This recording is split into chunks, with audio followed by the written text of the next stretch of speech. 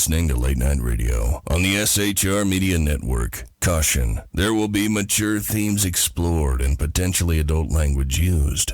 If conservatarian words, phrases, certain concepts, or rhetoric offends you, tune out now.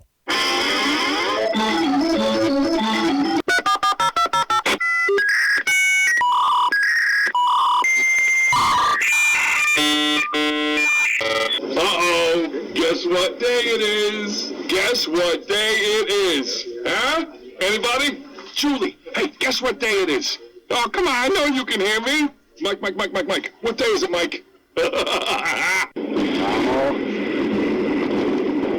magnificent bastard, I read your book. I drink your milkshake. How dare you? I call that bold talk for a one-eyed fat man.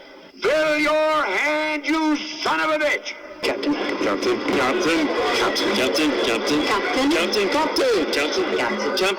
Captain. Captain. Captain. Captain. Captain. Captain. Captain. Captain. Captain. No, not yet. Don't pass out on me yet. Of course you realize this means war. Freedom is never more than one generation away from extinction. We didn't pass it on to our children in the bloodstream. The only way they can inherit the freedom we have known is if we fight for it, protect it, defend it, and then hand it to them with the well-taught lessons of how they in their lifetime must do the same. And if you and I don't do this, then you and I may well spend our sunset years telling our children and our children's children what it once was like in America when men were free. I have come here to chew bubblegum and kick ass. And I'm all out of bubblegum.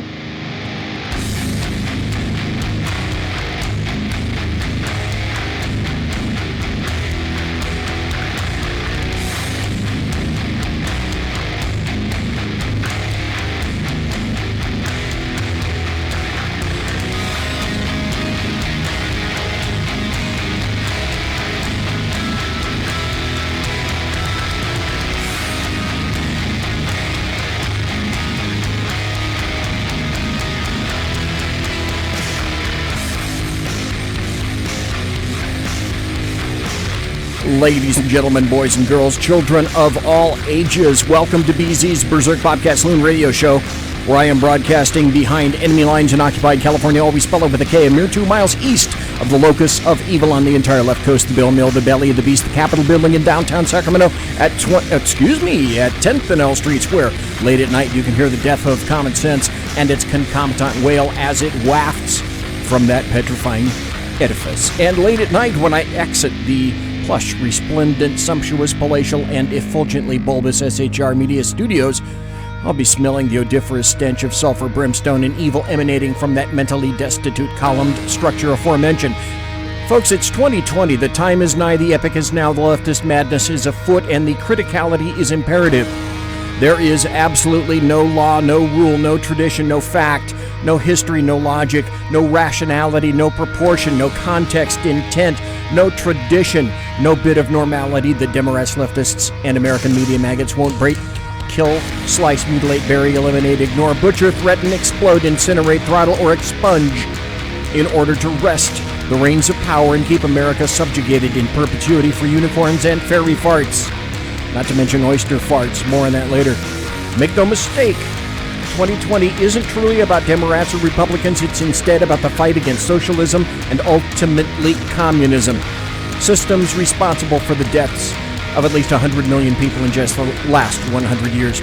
We stand to lose this country, not from without, but from within, from enemies within, due to the keening and purposely cultivated ignorance of the masses. No less than our U.S. Constitution and Bill of Rights, our very freedoms and liberties are at stake.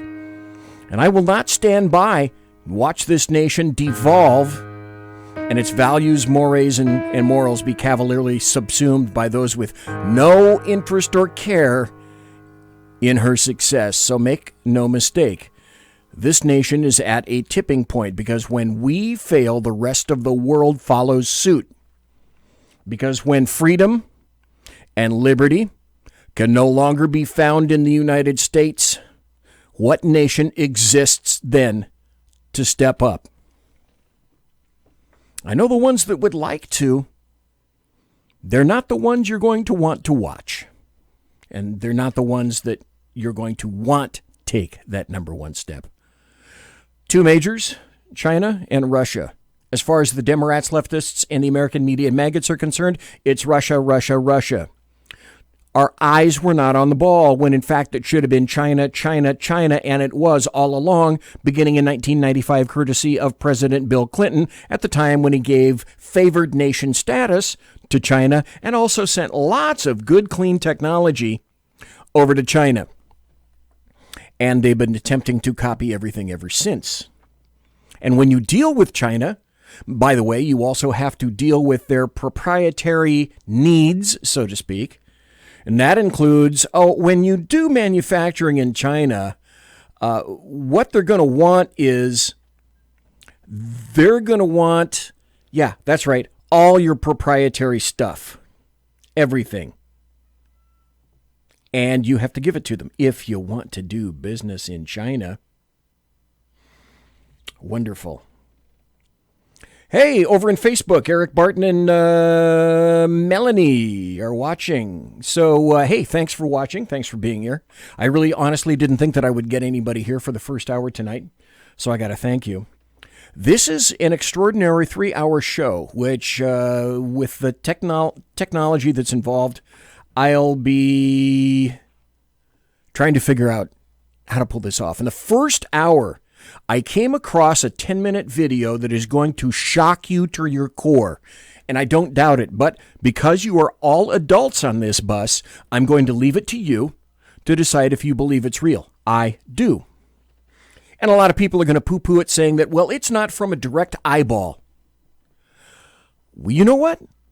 Listen to this video that I got coming up, and you make that determination as to whether or not you think that's real. I sure as heck do. In chat at SHR, welcome to the Alaskan and welcome to one viewer. Thanks for being here. In chat, the Alaskan said, "You're early. What the hell?" You're right. So here's the deal. In the first hour, we're going to talk about this video, and we're also going to talk about a couple of other videos that I've got. We're going to talk about New York. We're going to talk about some of the crazy things that have occurred in New York. Hey, Ralph is in chat.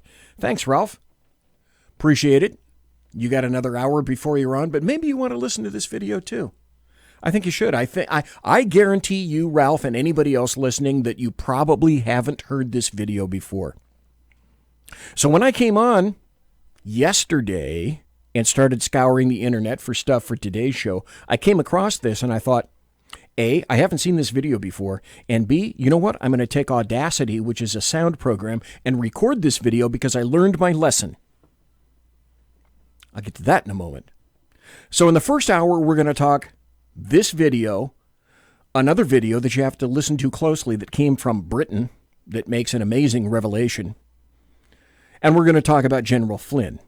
In the second hour, I have something completely unique, as Monty Python says, and now for something completely different. Now, you folks know that I have had Ralph Chittum's on before. I have had Lonnie Poindexter on before. They are the D.C. dudes. They're both a couple of guys, great conservatives, great Americans, who live and work in and around D.C. They know all the machinations about D.C., and I wanted to get them on tonight to talk about the freedoms that we are losing because they are direct witnesses to those freedoms in D.C., courtesy of Mayor Muriel Bowser. I can't hear the name Bowser and not think dog. Here, Bowser. Come here, girl. Come on, Bowser. So we're going to have Lonnie Poindexter and Ralph Chittum's for the entire second hour. In the third hour, I'm going to play what you can't find anymore. And that is the full and complete video from the two Kern County doctors that were talking about COVID-19 and why the stats are skewing, and people in power in government are making improper decisions from that. Plus, in the first hour, this makes me remember, You know that World Health Organization? You know the one that everybody, including YouTube and Facebook, says you've got to follow the World Health Organization edicts or we're going to kick your ass off of YouTube and Facebook. Like the rancher got kicked off of Facebook. Like the two doctors got kicked off of YouTube. Well, the World Health Organization just came out with a new edict today. And they're embracing a new model. It's a new day. It's a new model. Have you heard this?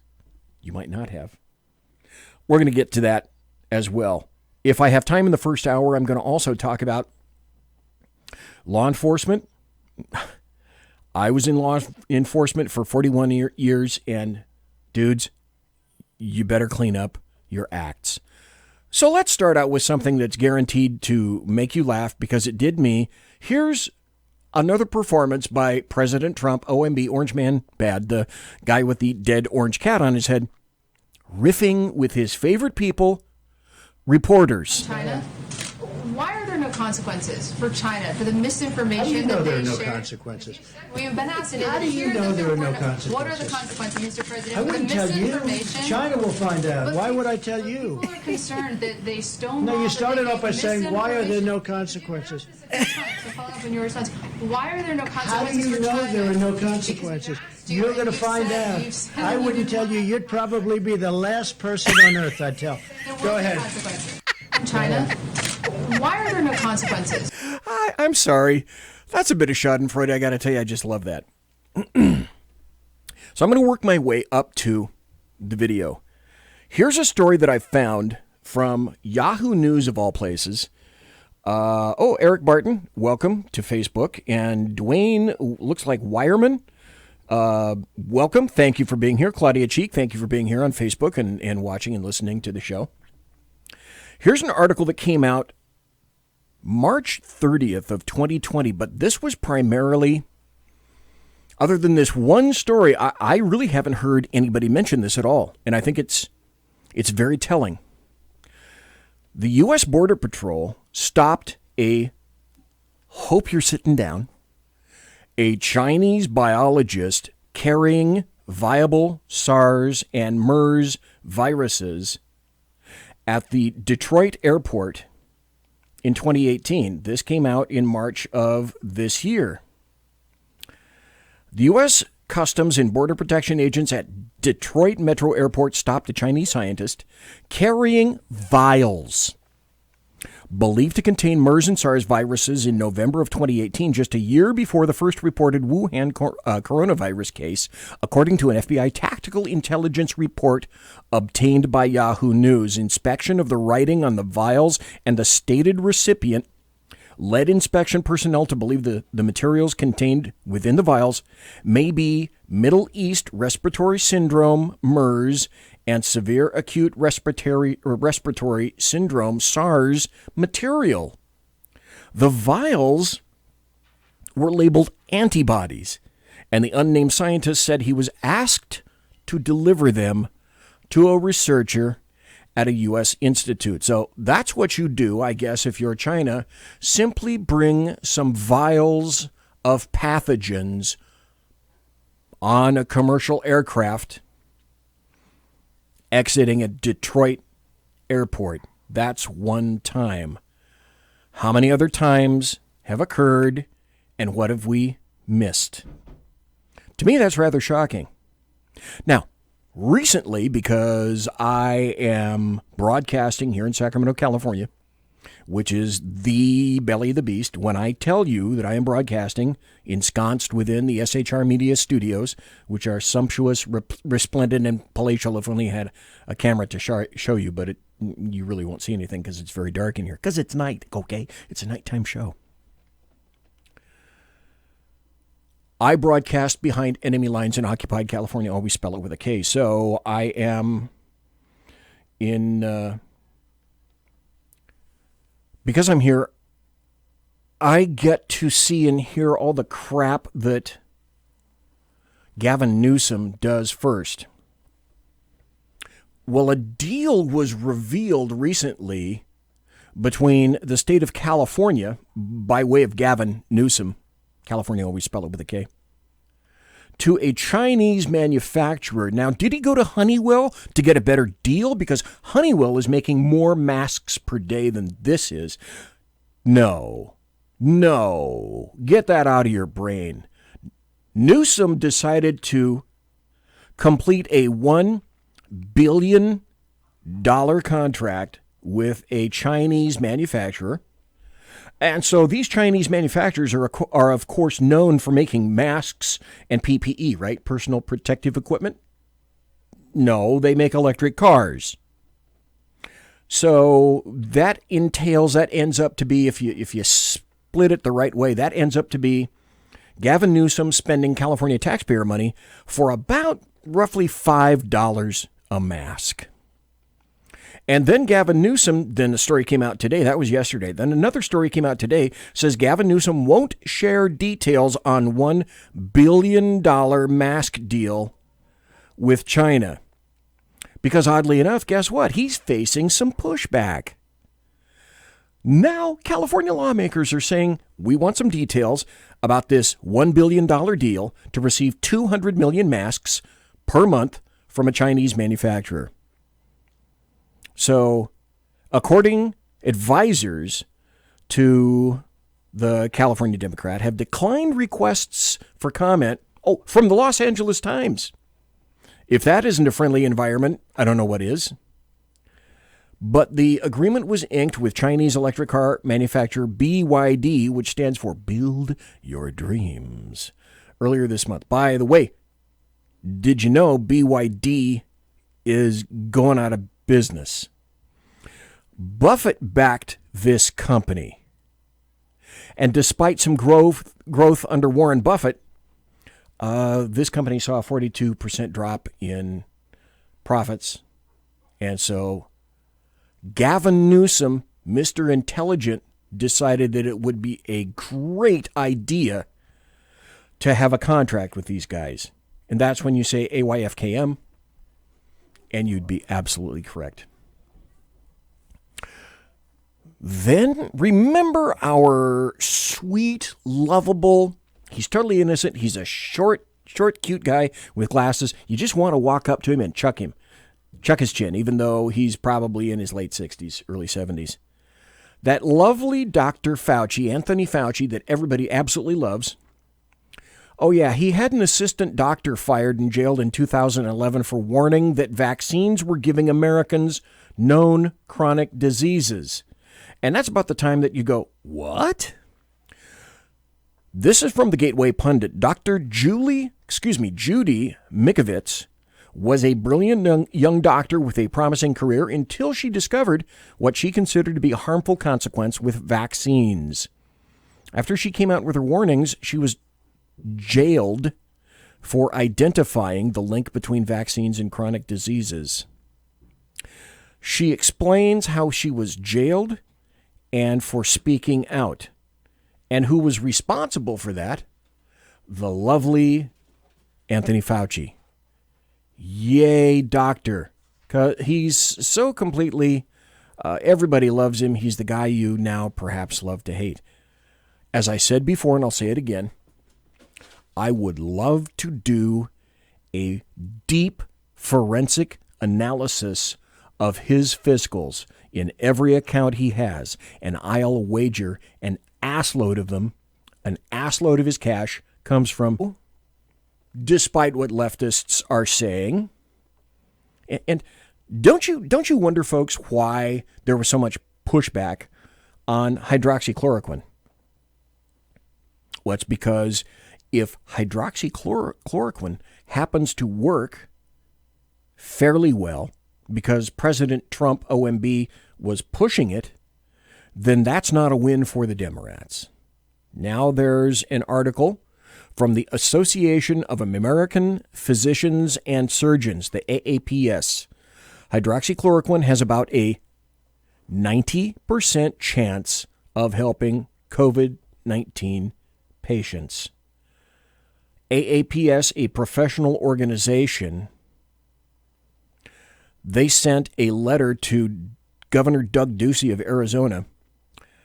They presented a frequently updated table of studies that report results of treating COVID-19 with the anti-malaria drugs chloroquine, and hydroxychloroquine works with about a 90% efficacy. But you're not hearing about that, are you? Oh, Alaskan is in chat. Now, this is very interesting. Alaskan in chat says he's in his 80s. Okay, then my hat is off to Dr. Anthony Fauci for an 80-year-old dude. Okay, he's looking great.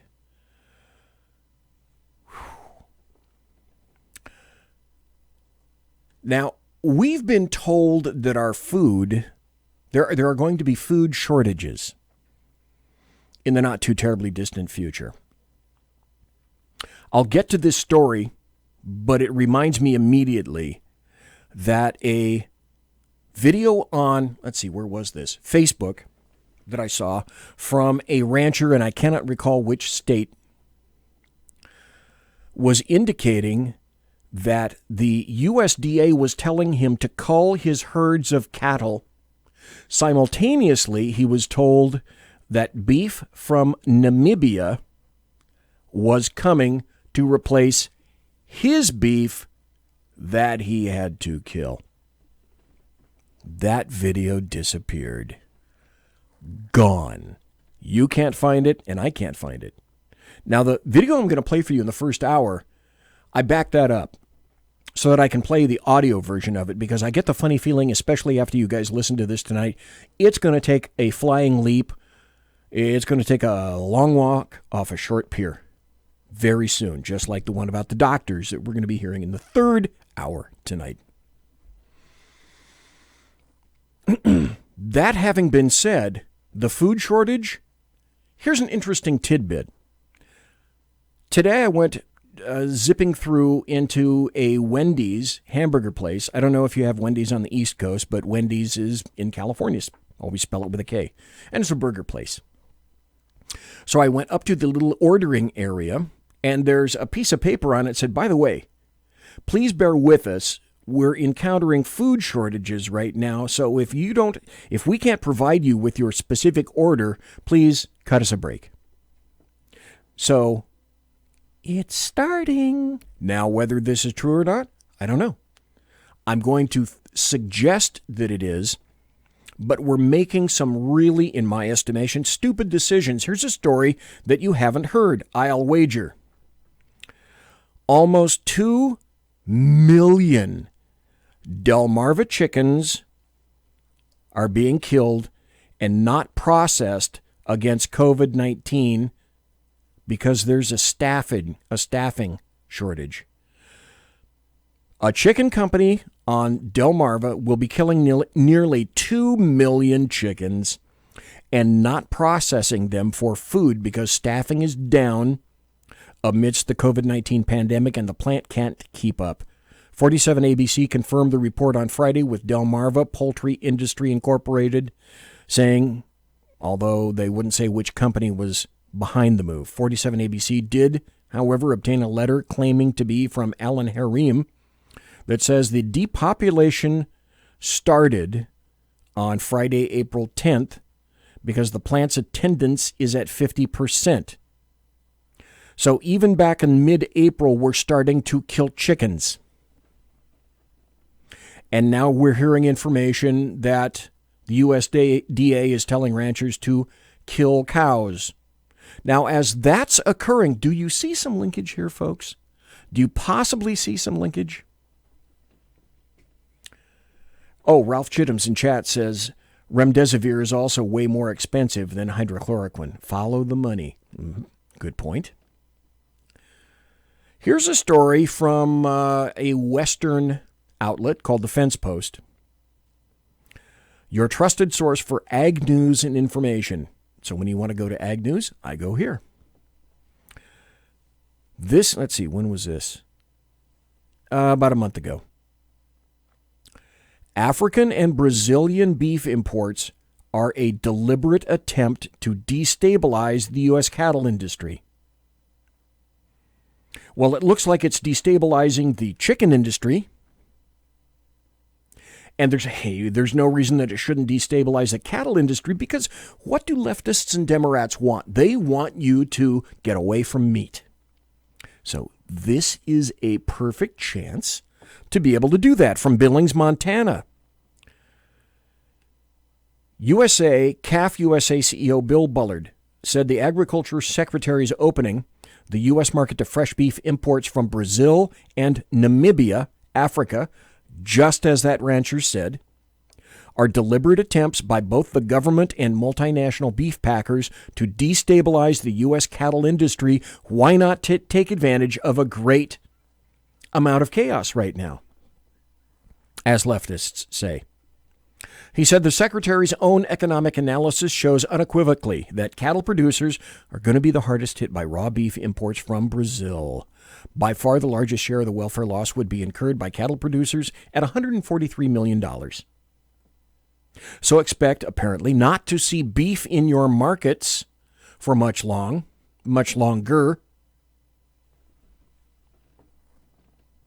Do as you wish. By the way, I should tell you that 3 months ago in January, I went out and bought 2 chest freezers, anticipating back then that this would occur. Both of my freezers are full of meat.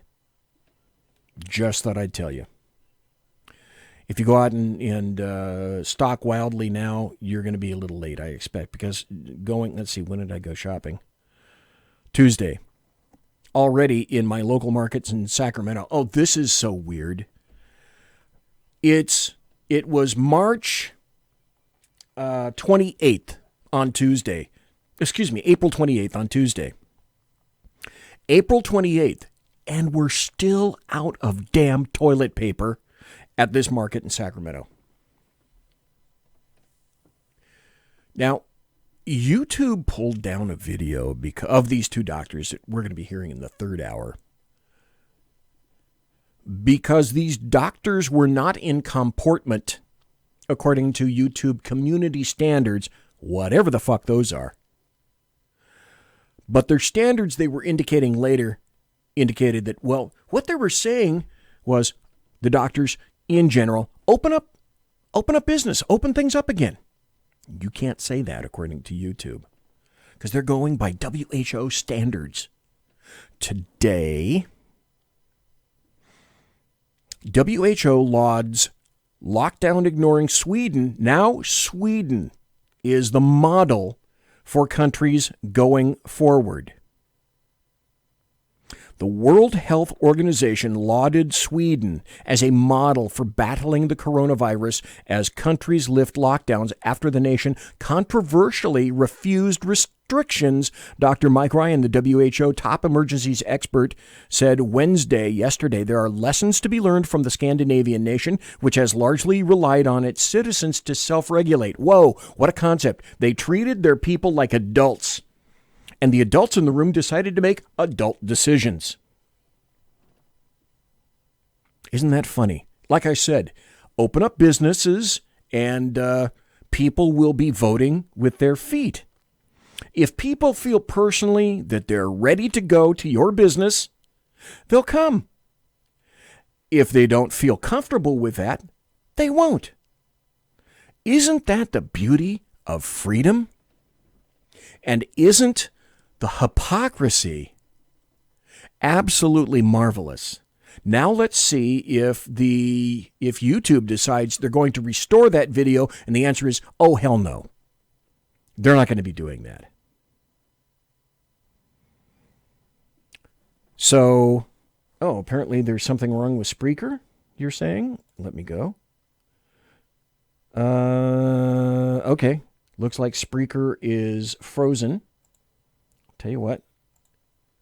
Let me stop Spreaker, and I will start it up again after the break. So if you just want to listen to the audio, apparently Spreaker is not working. It's working on Facebook and YouTube. So, folks, if you want to go to Facebook or YouTube, this would be a good time to do it. Hey, and it's 7:30 on the on the West Coast. And that means it's 10:30 on the left coast, the right coast. I'm getting my coasts mixed up. So this is a perfect time to take a break. Let me see if I can restart Spreaker, and if you guys want to listen to it, we'll get that running. I actually know how to do that now. I know, that's kind of weird for a techno-Luddite. Come right back. Conservative media done right. You're listening to the SHR Media Network. From a public locker inside a dilapidated Long Island rail station comes a show designed to piss off liberals using truth, facts, and ridicule. The Lid Radio Show, featuring the conservative voice from the People's Republic of New York, the Lid himself, Jeff Dunetz. Tune in every Wednesday at 2 p.m. Eastern, 11 a.m. Pacific on the SHR Media Network. Go to shrmedia.com. At Lid Radio, we fight for the truth, justice, and a good kosher T-bone. If you don't listen, Hillary Clinton might sneak into your bedroom in her housecoat late at night and blame you for her election loss. It's the Lid Radio Show with Jeff Dunetz. Hey, are you guys listening? This is Shannon from Right Way with Shannon and Mike in the AM on SHR Media. I know you've been wondering where we are and what's been going on. Well, folks, that's right, we're back. So please join us 7 to 9 a.m. Monday through Thursday on SHR Media, on Spreaker, iHeartRadio, and Spotify, and Facebook Live at 11 a.m. on Right Way with Shannon and Mike in the AM at Facebook. You don't want to miss a minute. We've got lots of guests, lots of segments, and lots of interesting things. And let's face it, there's nowhere for you to go, so you might as well tune in. Again, Right Way with Shannon and Mike in the AM. We're back live on the air on SHR Media, 7 to 9 a.m. Monday through Thursday, audio and Facebook Live, audio and video. Yes, we are going to do video. Facebook Live, Right Way with Shannon and Mike in the AM. Hope to see you soon.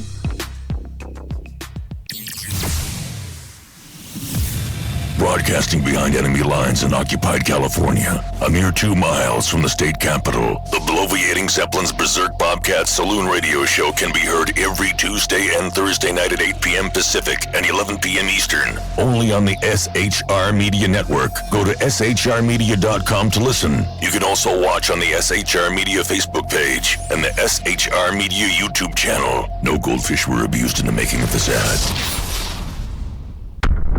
Conservative media done right. You're listening to the SHR Media Network. It is he that is me, bringing perspective from across the sea. Join me, Jack Alexander, 4 days a week for the Jack Alexander Experiment podcast, as I take a unique outsider's look at the news and issues affecting life and liberty here in the USA. I'll show you what the mainstream media refuses to. Politics, border security, defense, healthcare, travel, nothing is off limits. Catch the Jack Alexander Experiment podcast each Monday to Thursday on Facebook, YouTube, and everywhere good podcasts can be found. Also, check out the website, www.jackalexanderexperiment.com. Southern Sense is conservative talk with Annie, the radio chick you bellows as host, and C.S. Bennett co-host. Informative, fun, irreverent, and politically incorrect. You never know where they'll go, but you'll love the journey. Annie is a top conservative host on Top Talk Radio and features some of the finest guests packed with important politicians and newsmakers. Listen every Friday, 3 to 6 p.m. Eastern, noon to 3 Pacific, on the SHR Media Network. Remember, Southern Sense is common sense. After 6 years covering terror and corruption, the Unpleasant Blind Guy is making a change. I'm Dave Milner. Join me on Spreaker and YouTube through SHR Media and on the Western Free Radio Network as I team up with Jeff Mitchell, host of the English Defense Elite radio show on blogtalkradio.com. Check show pages for airtimes. It's the Unpleasant Blind Guy. On EDL Radio. There's no surrender, ever. Because truth is not always pleasant. Conservative media done right. You're listening to the SHR Media Network. It's your business diva here, Melanie Collette. I am inviting you to a front row seat as I discuss some of the most intriguing details of wealth and finance with today's movers and shakers in the world of business. Listen in and discover financial truths on a global, domestic, and household scale. Uncover topics that will impact your wallet today and in the future. Money Talk with Melanie airs Monday through Friday, 5 p.m. East, 2 p.m. West, right here on SHR Media and High Plains Pundit Talk Radio. You can't afford to miss it. Conservative media done right. You're listening to the SHR Media Network. I'm back. We're back. He, she, and it are back. So, hey, thanks to Ralph, Mike, the Alaskan, in chat on SHR. We started up SHR once again. Thanks to Claudia, Dwayne, for being in the Facebook chat room. Greatly appreciate that. Folks, if you're a friend of the Second Amendment and you like the Second Amendment, you're interested in firearms, if you happen to be on Facebook and you're looking to join a group, I would suggest for you the USGOA, which is the U.S. Gun Owners Association, a great group, great articles, and a great interest is there. Great folks to talk to, and very well-written articles and reference.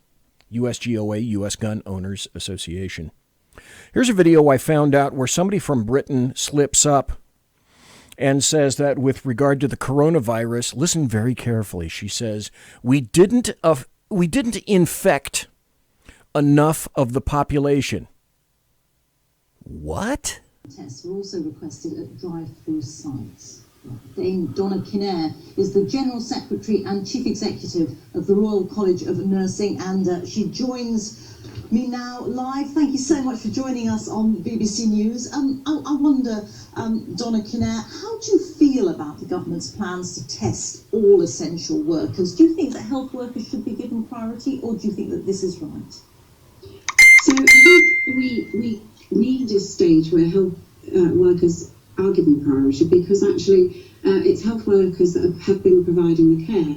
So if I just take my example today, I've been at the Nightingale Hospital, and actually in order for us to go there, we do have to be tested if we're showing symptoms to be able to not take time off and to be able to deliver the right care for our patients.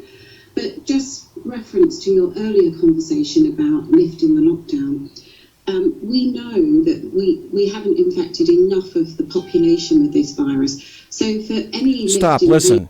We know that we haven't infected enough of the population with this virus.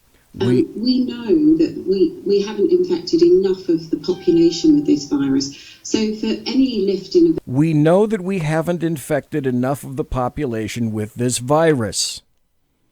In Britain. Doesn't that kind of stuff make you say something similar to, is that a lie? Is that a slip-up? Or do occasionally the right things emerge?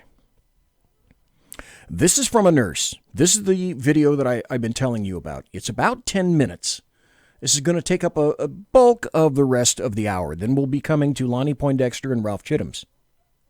And they're going to talk about DC and fear porn. Oh, God. And all of that. Listen to it. Make your own conclusions. And then let me know at the end if you think the half-life of this video is, I don't know, maybe another day before YouTube tries to take it down. I started to do some background on this. This is a nurse from another location, not from New York, but because we are, in fact, all adults on this bus, I'll let you make your adult conclusions. I'm sure I'm going to get some hate messages after this. Frankly, I don't care, because this could save someone's life. I'm a nurse practitioner. I am licensed and certified. I am not on the front lines. I have a friend in New York City who's on the front lines. And for her safety, she cannot come out and say these things. So I am her voice. I'm not going to name names of people or hospitals for the safety of those involved. But this is her account, okay? I am her voice here. I'm going to tell you what she has told me. She wants this to get out. Now, I'm sure this is not the case everywhere. I'm confident. I have friends that are in other places. They're on the front lines. They're in ICU. And it's not like this everywhere. But in New York City right now, in some of the hospitals, this is what is going on. People are sick, but they don't have to stay sick. Listen carefully. They are killing them. They are not helping them. She used the word murder, coming from a nurse who went to New York City expecting to help. Patients are left to rot and die. Her words. She has never seen so much neglect. No one cares. They are cold and they don't care anymore. It's the blind leading the blind. Now, a couple of weeks ago, I was on with some nurse friends of mine, and we were discussing different medications that could be used to potentially help people. Doctors who were reporting around the country that they were using a combination of medications that were helping people. People were not dying when they were on these medications. They were getting better. Those medications are not being used in hospitals in New York City. What is happening is that they're putting people on nasal cannula. If they require more than 6 liters of nasal cannula, they get intubated, they go on the vent, or they get trached if there's not enough vents. They don't get high flow, no non-rebreather, no non-invasive ventilation, no CPAP, no BiPAP. They're on a closed system, the ventilator. Now, you do know what a trach is. They give them a tracheotomy. Versus a CPAP or a BiPAP for fear that it will spread the virus. Which, by the way, I know a nurse in Florida who was fired for exposing that about CPAP and BiPAP and patients being put on the ventilator, like straight away to the ventilator, to be on a closed system. The patients don't know any better. They don't have family with them. There is no one there with them to advocate for them. So they are scared and they give consent. The ventilators have high PEEP, high pressure, which then causes barotrauma. It causes trauma to the lungs. Dr. Siddell, Cameron Kyle Siddell, a few weeks ago put out a video. He's in New York City, and he put out a video saying something is not right, like we're not treating this correctly. We're doing something wrong. This doesn't make sense. They pulled his video from YouTube and they took him out of ICU because they couldn't have one doctor going against the grain, going against their protocol. The protocol is propofol or some kind of sedation because they're on the ventilator and IV antibiotics. There's no hydroxychloroquine. They're not using that combination with Zithromax. They're not using zinc, vitamin C, high doses of vitamins A and D. They laugh.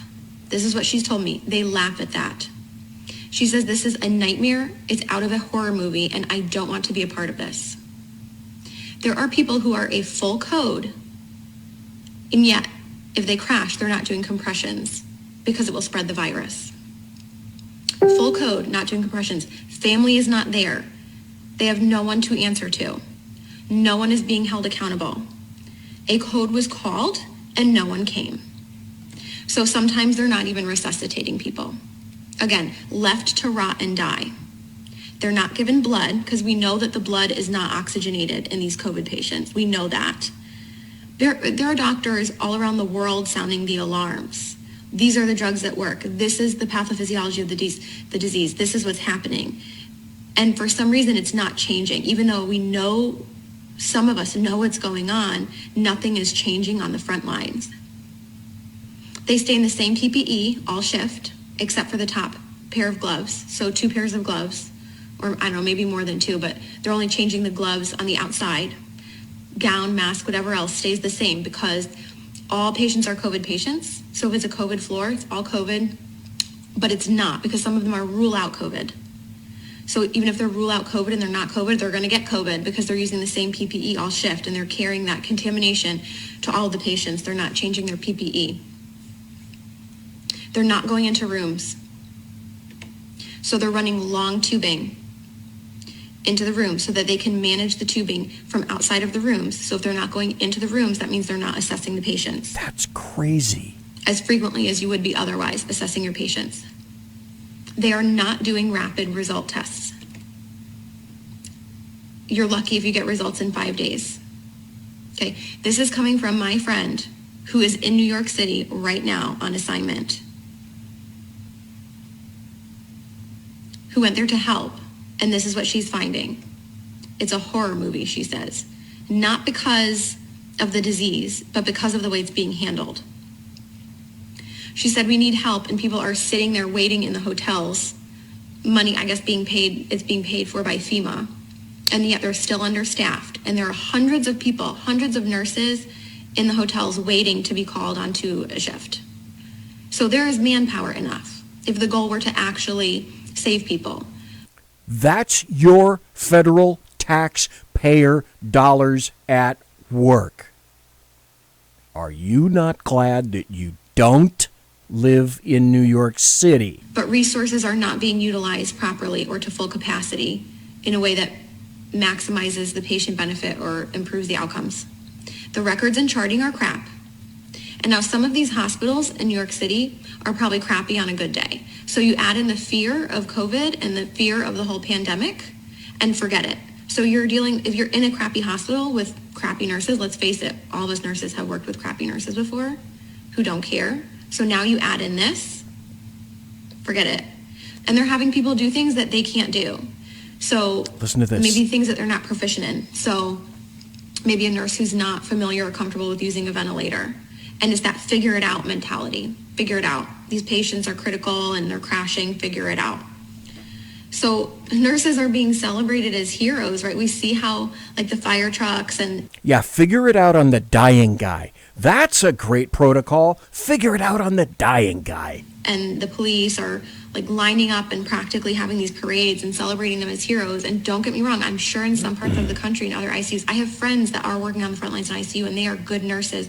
And some of them are heroes. But we have nurses being celebrated as heroes who are killing people. They're not heroes. And they're being brainwashed to think they're doing something great just by going to work because they're brave enough to go to work. Well, what are you doing at work? You're certainly not saving people if you're not even running codes. You're not even going into patient rooms. You're a coward. You're hurting people. You're killing them. You're contributing to the problem. I know I'm going to get hate mail for this, and that's fine, because people are dying who don't have to die. Again, there's no family there, so no one's being held accountable. And once these people get intubated, they're being scared into giving consent to be intubated, and then for a lot of them, it's over. And there's nobody going to be held accountable. And there's nobody looking out for them. They are completely by themselves. There's like a total lack. If a doctor told you knew you had coronavirus, you were still conscious, and a doctor came up to you and said you need to be put on a ventilator, would you have the wherewithal or the knowledge or the chops to say, nah, not today? Lack of critical thinking is out the window, and people are scared to speak up. And one person alone isn't going to change the overall culture of a hospital or a system or a city. Like I said, Dr. Cameron Kyle Seidel's video was pulled from YouTube, and he was pulled from the ICU for sounding the alarm and going against the grain. So people are sounding the alarm. It's just not changing anything, apparently. So what can you do? Buck the system. I'm really fortunate I don't have any family in New York City that I personally have to worry about. If there are people that you are worried about, or maybe it's not even New York City, maybe you're in another city that's being really hard hit and you're just hearing really bad things coming out of that city, buck the system. Something is wrong in the system. So go against the grain. Request records immediately. Records, transcripts, immediately.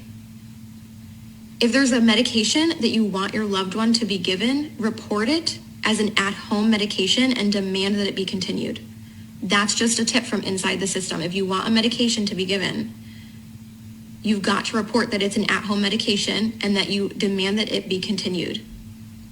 Your loved one is not going to have you in there advocating for them once they go in. You're not allowed in. The only reports that we're able to get of what's going on are coming from the inside, and people are afraid to speak out. People have lost their jobs.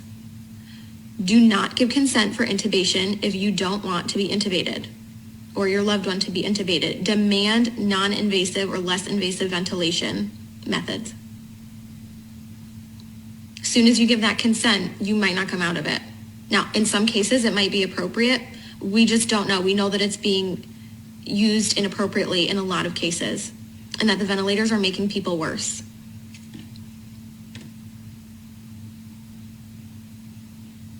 Please share this video, make it go viral. People need to know this. This is the truth of what's going on from my nurse friend who's in New York City right now on assignment. This is murder, she says. People are being murdered and no one cares. Horrible care. Then there's this. You may have already heard this being. De Blasio, and this doesn't make any sense. If you gotta designate somebody to come and get these bodies out of here, these people that die at home, people are dying at home at an alarming rate. How dare you make us have to deal with that? After living there with the body for days.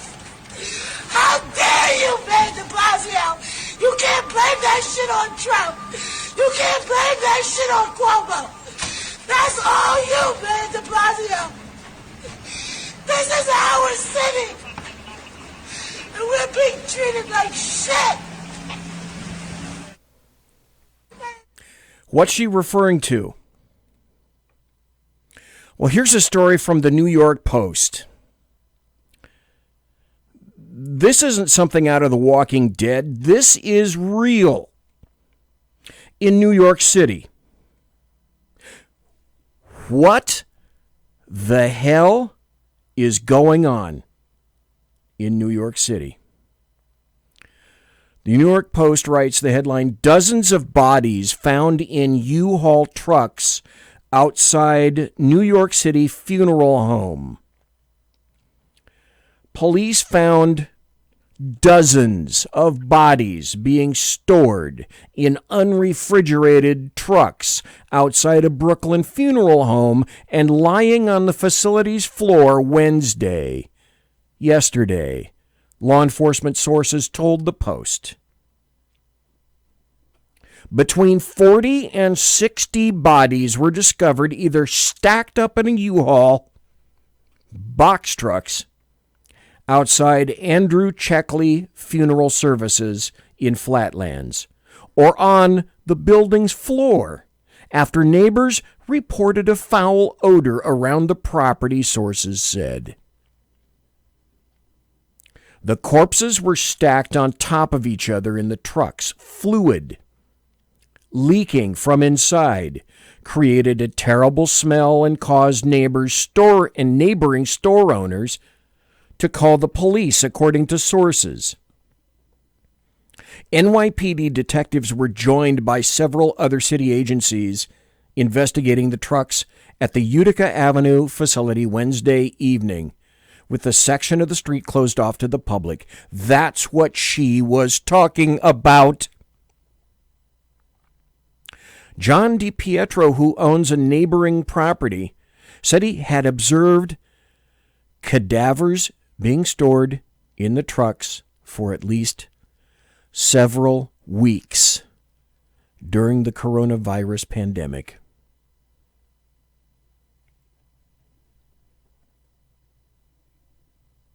How do you treat people that way? This isn't war. So the owner of that funeral home, your mom is in that U-Haul. People. How do you do that to people? I went off last Tuesday night, 2 nights ago, on Andrew Cuomo. In New York, it's linked to what you just heard. This is 2020, folks. He's saying something similar to, what the fuck is going on in New York City? By that. However, I made it a choice many years ago not to be enticed by urban rat cages. I don't like vertical. I don't like subways. I don't like public transportation, and I don't do herring because I've been disabused of enjoying or liking people for quite some time because of my job. The story from the New York Post, Cuomo doubles down on ordering nursing homes to admit coronavirus patients.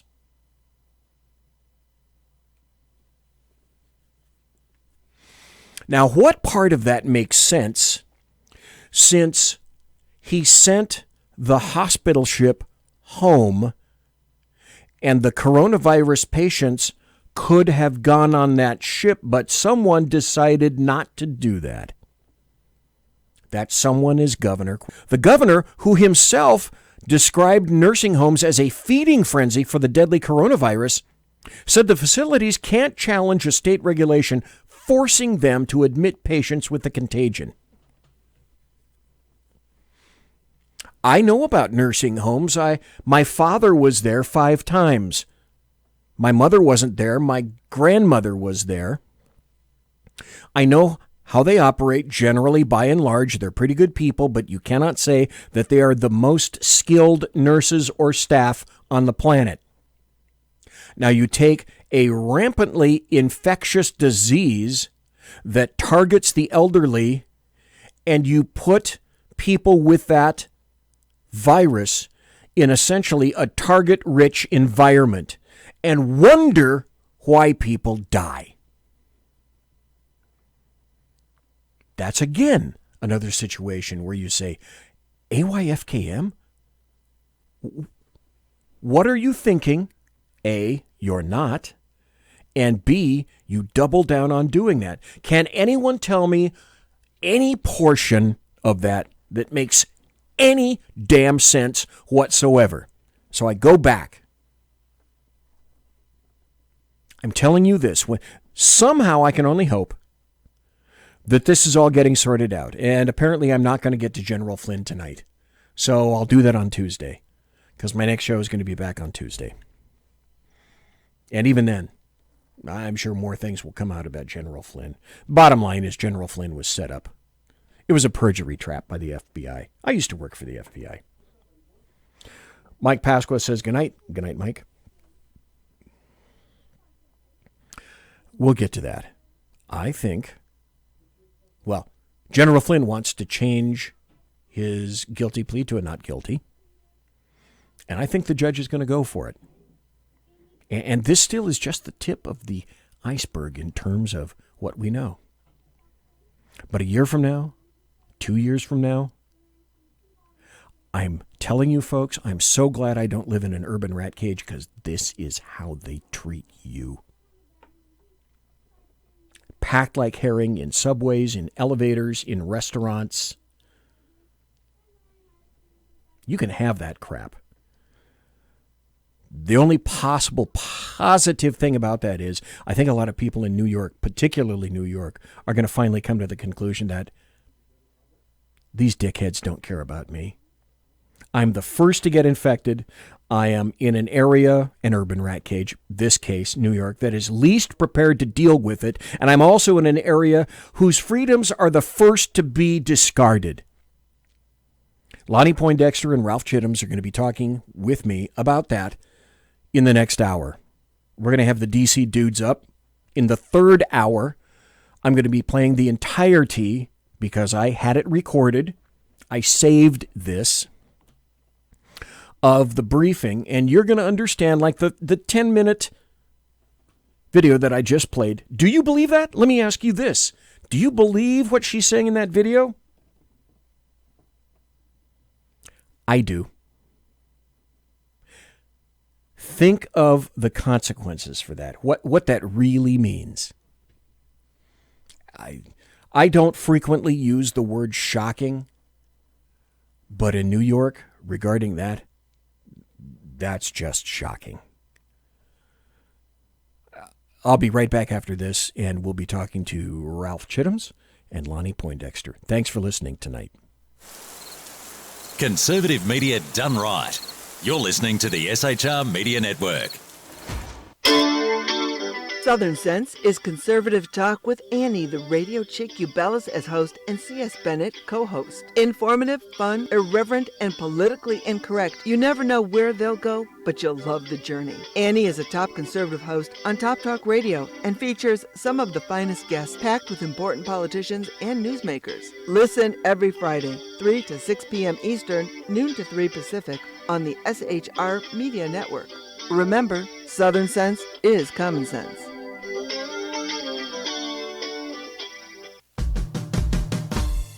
It's your business diva here, Melanie Collette. I am inviting you to a front row seat as I discuss some of the most intriguing details of wealth and finance with today's movers and shakers in the world of business. Listen in and discover financial truths on a global, domestic, and household scale. Uncover topics that will impact your wallet today and in the future. Money Talk with Melanie airs Monday through Friday, 5 p.m. East, 2 p.m. West, right here on SHR Media and High Plains Pundit Talk Radio. You can't afford to miss it. From a public locker inside a dilapidated Long Island rail station comes a show designed to piss off liberals using truth, facts, and ridicule. The Lid Radio Show, featuring the conservative voice from the People's Republic of New York. The Lid himself, Jeff Dunnett. Tune in every Wednesday at 2 p.m. Eastern, 11 a.m. Pacific on the SHR Media Network. Go to shrmedia.com. At Lid Radio, we fight for the truth, justice, and a good kosher T-bone. If you don't listen, Hillary Clinton might sneak into your bedroom in her housecoat late at night and blame you for her election loss. It's the Lid Radio Show with Jeff Dunnett. Conservative media done right. You're listening to the SHR Media Network. Good evening. Broadcasting behind enemy lines in occupied California, the bloviating Zeppelin's Berserk Bobcat Saloon radio show is featured on the SHR Media Network every Tuesday and Thursday night for 2 hours at 11 p.m. Eastern and 8 p.m. Pacific. Whilst manufacturers are running out of metal for the diapers of the leftists, BZ continues to radically change the world of leftists, one diaper at a time. Stop balancing your checkbooks. Stop cleaning your fish tanks. The bloviating Zeppelin's Berserk Bobcat Saloon radio show is your magnet for truth, justice, obesity, a darkened studio, and late-night freedom. No United States of America freedoms were abridged in the making of this ad. This is Shannon Wright. And this is Michael Wright. Reminding you to listen to The Right Way with Shannon and Mike. Every Monday through Thursday. 7 to 9 a.m. Right here on shrmedia.com.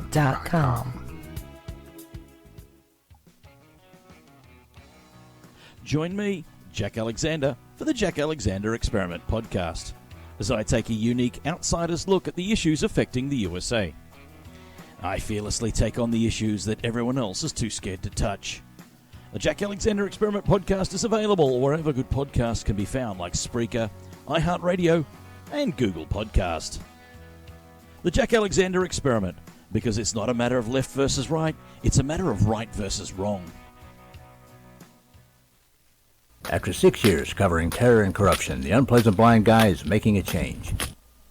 I'm Dave Milner. Join me on Spreaker and YouTube through SHR Media and on the Western Free Radio Network as I team up with Jeff Mitchell, host of the English Defense League radio show on blogtalkradio.com. Check show pages for airtimes. It's the Unpleasant Blind Guy. On ADL Radio. There's no surrender, ever. Because truth is not always pleasant. Featuring the effervescent contrarian Sackheads Clint, plus the unrestrained bulbosity of BZ, the Sackheads Against Tyranny is a real chat show.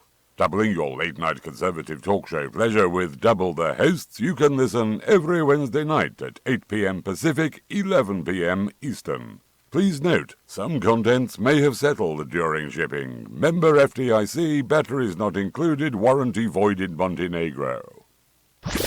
Conservative media done right. You're listening to the SHR Media Network. Ladies and gentlemen, boys and girls, children of all ages, welcome back to the bloviating Zeppelin's Berserk Bobcat Saloon radio show. It is a 3-hour special tonight.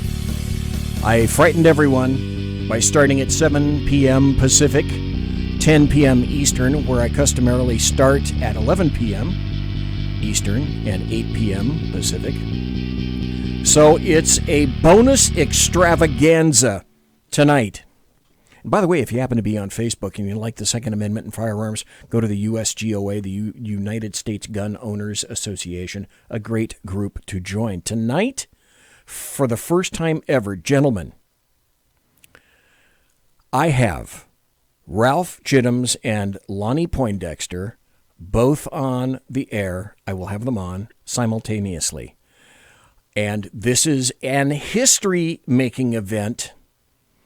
And I thank the both of you, Ralph J. Chittum Sr. and Lonnie Poindexter.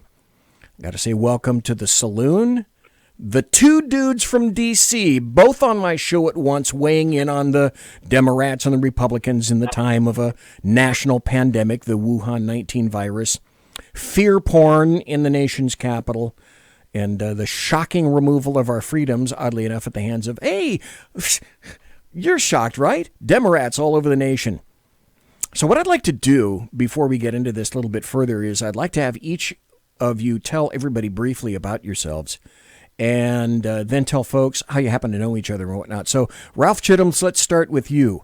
Tell everybody a little bit about yourself in your background, if you could, please, Ralph.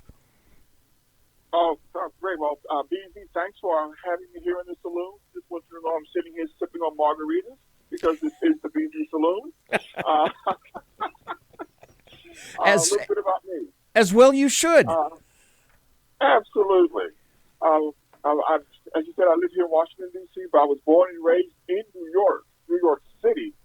So I am very well acquainted with all the shenanigans that have been going on up there for years. I spent 4 years as the senior vice chairman of the Republican Party here in D.C. I've run for office as a principled conservative here in Washington twice. Of course, I lost because the Democrats run this city into the ground, and we'll talk a little bit more about our crazy mayor later on in the show.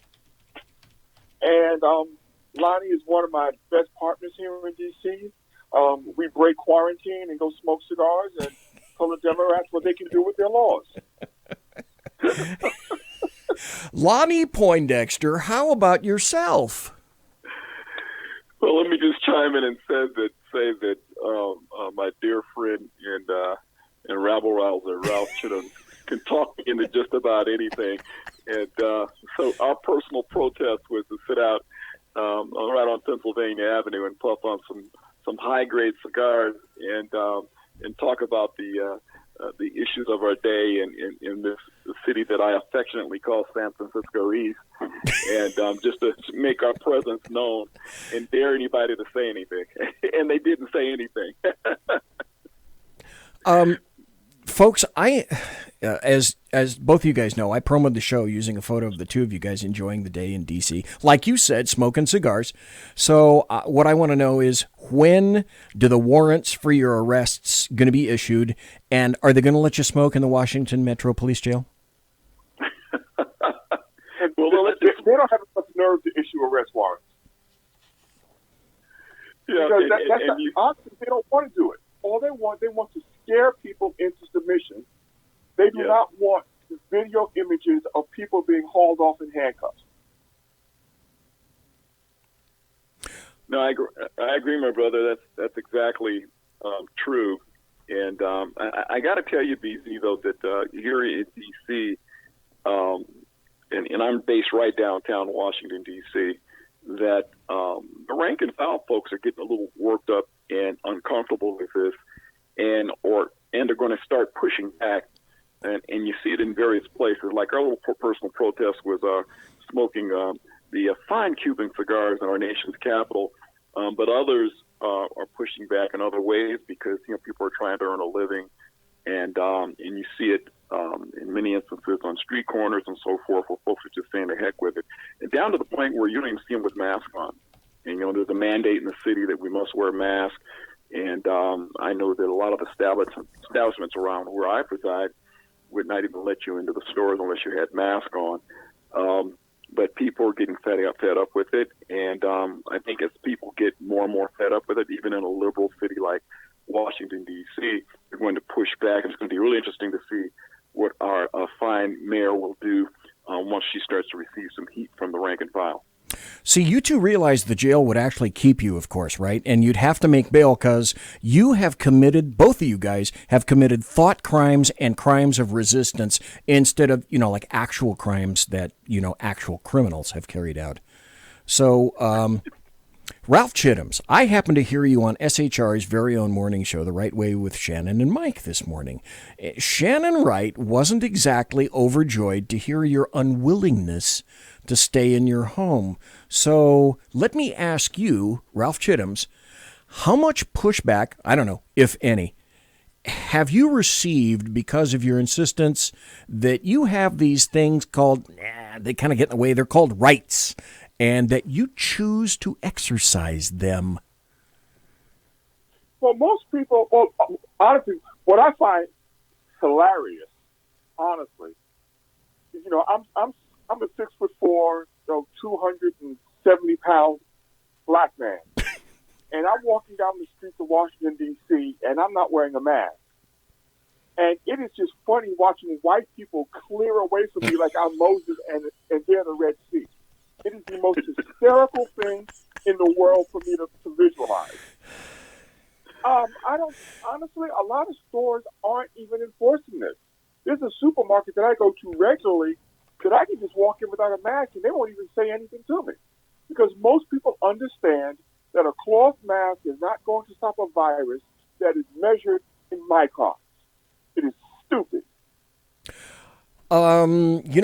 Ralph and Lonnie, I'm sure you'd concur. Ralph, I got to say one thing to you, though. You've been, and you've been really good. You've been working on it. But one day, Ralph Chittims, I really hope that you come out of your shell and start to express what you really mean and how you really feel. Lonnie Poindexter. It came from my psychologist tells me. I'm in therapy for that. See, but you're working on it. I know that. You're working on it. Lonnie Poindexter, have you taken any flack for choosing to embrace the actual Bill of Rights as well? Yeah, I get flack. Nothing out in the public, but certainly in social media, a tremendous amount of flack for those that think there's something wrong with me and that I'm not being considerate of the people, and I don't care about the poor sick people and all this kind of thing. And for me, it has a special resonance because I had some health issues a couple of years ago that puts me in the so-called high risk bracket, right? Yeah. But when common sense prevails, you take common sense measures, protect yourself against anything. We all know on your show today that the masks do absolutely nothing to protect you against anything. And folks will try to argue and say, well, if you happen to have the virus, it keeps you from passing it on to somebody else. I go and say, wait a minute. You got a virus that you can't see, that you need an electron microscope to see. And a mask of cloth or some type of tissue is supposed to protect you against something that you can't see. And then if you in turn have what you can't see but don't know that you have it, the mask that you have on will keep you from spreading it to other people. It makes absolutely no sense to me. So from a common sense standpoint, that's how I'm operating and trusting my immune system, which is maybe not quite all the way back to what it used to be. It's much better than it was. And I'm not getting caught up in the engineered hysteria. I think that's a great idea. I got to, you guys probably both know, I'm not a young dude. I'm pushing 70. I've had cancer 3 times. I've been on Cytoxin and a lovely little series of cocktails over the years. I'm not a thin guy, so I have a number of those so-called comorbidities that people talk about. I ain't staying inside. I'm not. That's just not going to happen. I'm going to live life. And here's the other funny thing, and I talked about this. I know Ralph heard this in the first hour. The World Health Organization now is saying that they believe the proper model for the world is the Swedish model, and that is to say, back off and treat adults like adults. But before the World Health Organization said that, the video I'm going to play in the entire third hour from the Kern County doctors that said essentially the same thing. Hey, let's use the stats and use logic and common sense to predicate how we react to this virus. They yanked that crap right off. YouTube pulled that right off the air. Now the World Health Organization comes out and says, if you treat people like adults like we do in Sweden, we're going with that model. Any thoughts on that? It's really interesting that... Go ahead, Ralph. No, what I was going to say is, one thing that everybody has forgotten, the WHO and the CDC and everyone else has forgotten, that the greatest way to battle a virus is to develop herd immunity. And that is done by healthy people contracting the virus, building the antibodies, and and that gives you the protection of the entire herd. Now, there are some people in society that need to stay in their homes and stay locked away. Yep. My mother lives in New York. She's 83 years old. She has a number of health issues, and I have forbidden her to leave her apartment. I have now set up for her medicine to be delivered to her house. Fresh fruits and vegetables are delivered to her house. She doesn't have to leave that apartment until the situation has stabilized, but it's only going to stabilize once we have established a herd immunity in this society. It's just that simple. Again, common sense measures to deal with an issue, which is the same way we deal with flu season and cold season and anything else. The measures I take are common sense measures, to make sure I probably wash my hands a lot more than I normally do, because that's a common sense way to stay out of harm's way. But I'm not going to cease to live and live. We're a nation. These Americans are not used to anybody telling us what to do. It's just our very nature. It is. Very nature. And you think of people from Europe and so forth and other parts of the world, and they don't know quite what to do with us because of that brashness that we have about ourselves. But it's in our DNA. But I've been amazed, and I've talked to Ralph about this, the way that we have just knuckled under and just completely succumbed to the minions that exist here in the swamp, and then there are the lieutenants out there with these liberal governors and so forth, with a lock the nation down and destroying the economy based upon increase of this, based on things that they suspect. And we're finding out the numbers and so forth they predicted as to what the casualties would be were way overrated. Now, they're going to take credit for that and say that the reason why the numbers didn't go to where they thought they were going to go is because of what they did to clamp down on the virus and all this Right. kind of thing. Right. It's all the lockdown because we were so smart about that. Oh, geez. Okay, gentlemen, tell us about living in D.C. What are the conditions like these days, and under what local or mayoral edicts are citizens laboring? I'm sure you're all free to do whatever you want, right? I want to let Ralph chime in first on this because it's a sweet spot for him.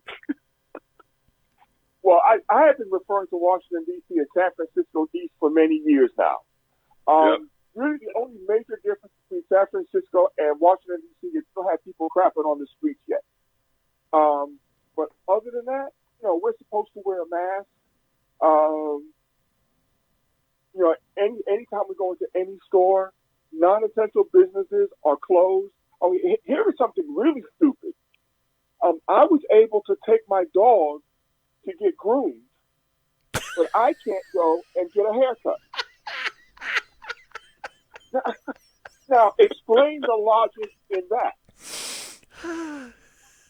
You can't. And our mayor, she does these daily briefings like she's some high holy pontiff. And honestly, all they're doing is creating fear, because fear is the most powerful emotion on the planet. Fear trumps love. And if you can make people afraid, you can get them to do anything. And that's what this is all about. That's why I said it was fear porn. It's absolutely fear porn. Now, while we're talking about D.C., can you guys tell everybody about Mayor Muriel Bowser? Anytime I hear that last word, Bowser, like I said in the first hour, I keep thinking about a dog. Here, Bowser. Here, Bowser. Tell folks about Mayor Muriel Bowser, because I'm sure she's the first to support all your rights, correct? Because she took an oath of office to support all those rights. So I'm sure she does that, right? Let me just say she's a pawn for the left and is positioning herself to be potentially selected as a vice presidential candidate to Mr. Biden. It gives you a good indication of which side of the aisle she's on and what her proclivities are. But she, runs the city like any leftist mayor would run a city. And here's something that's going to solidify the revocation of my black card. and probably my membership to the KKK. But she, along with Lightfoot and the mayor of Atlanta, are proof that no black woman should ever be a mayor of a major city in the United States of America. Wow, okay. See, in the saloon, for statements like that, you get a...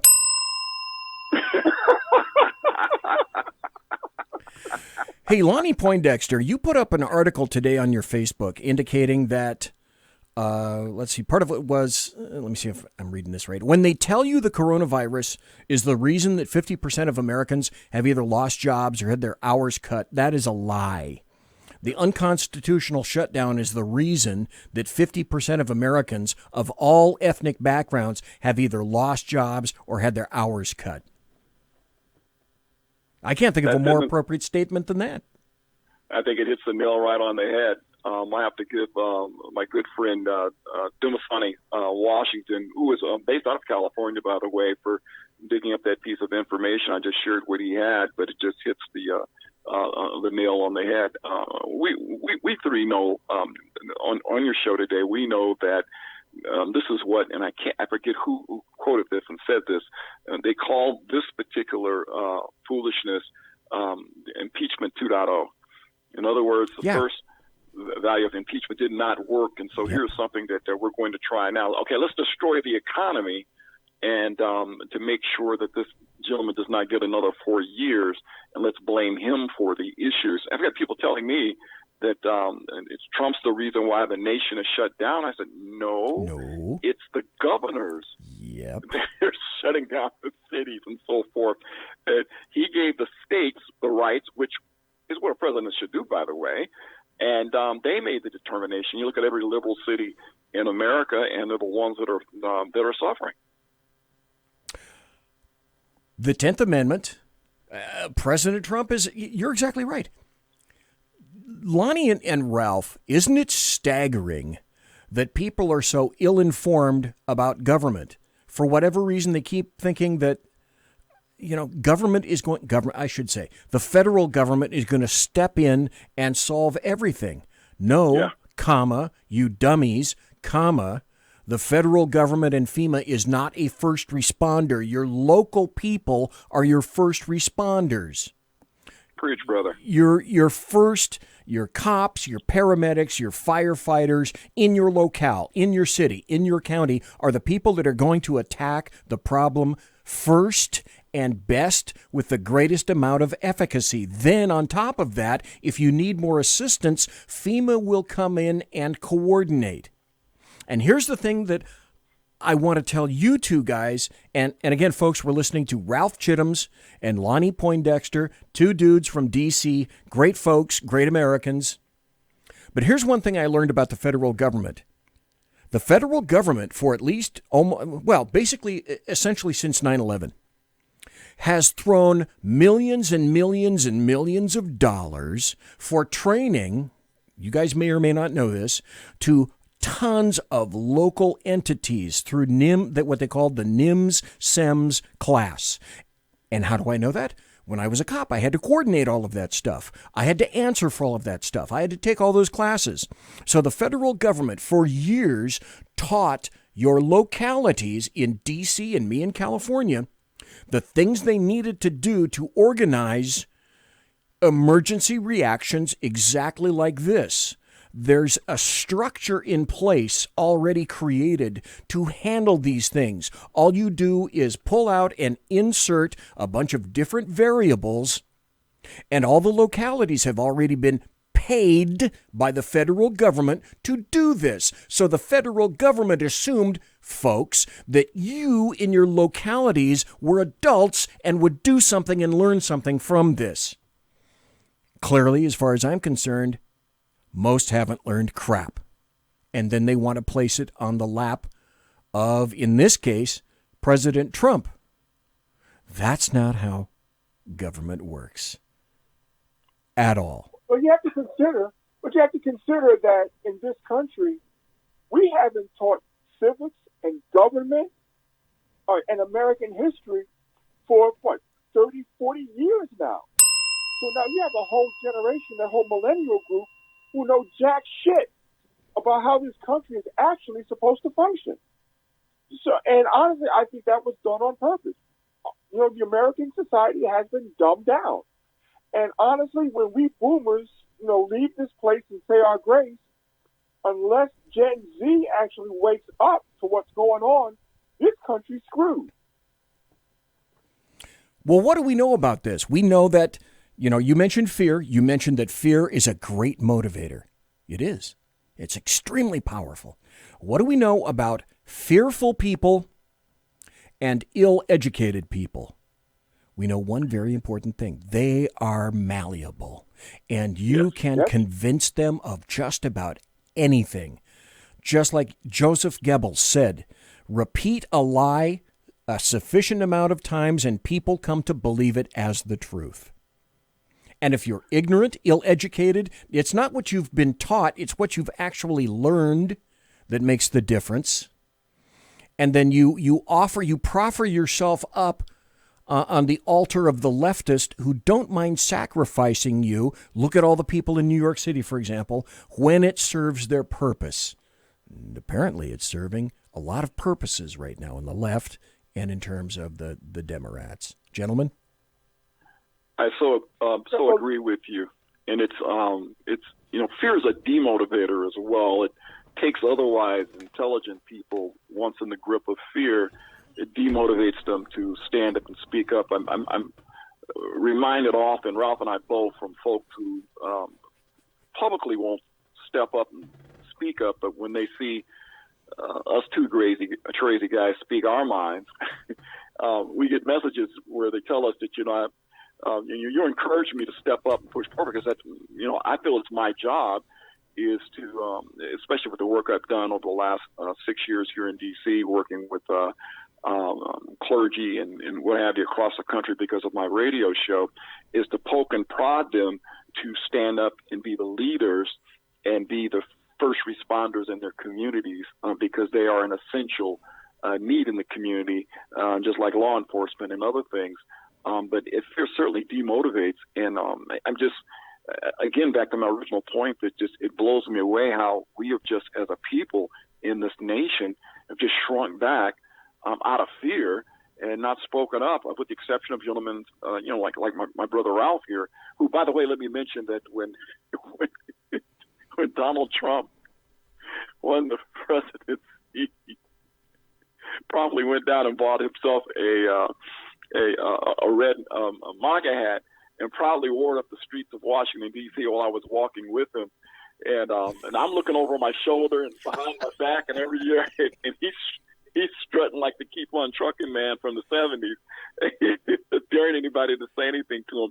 But we need that kind of boldness. You know, I call it that John the Baptist boldness that would speak up, because I think it does encourage other people to do so. And that's why we have shows like yours, and that's why we do what we do on our end of things here on the East Coast, because people need to hear the truth to remind them of what they must do.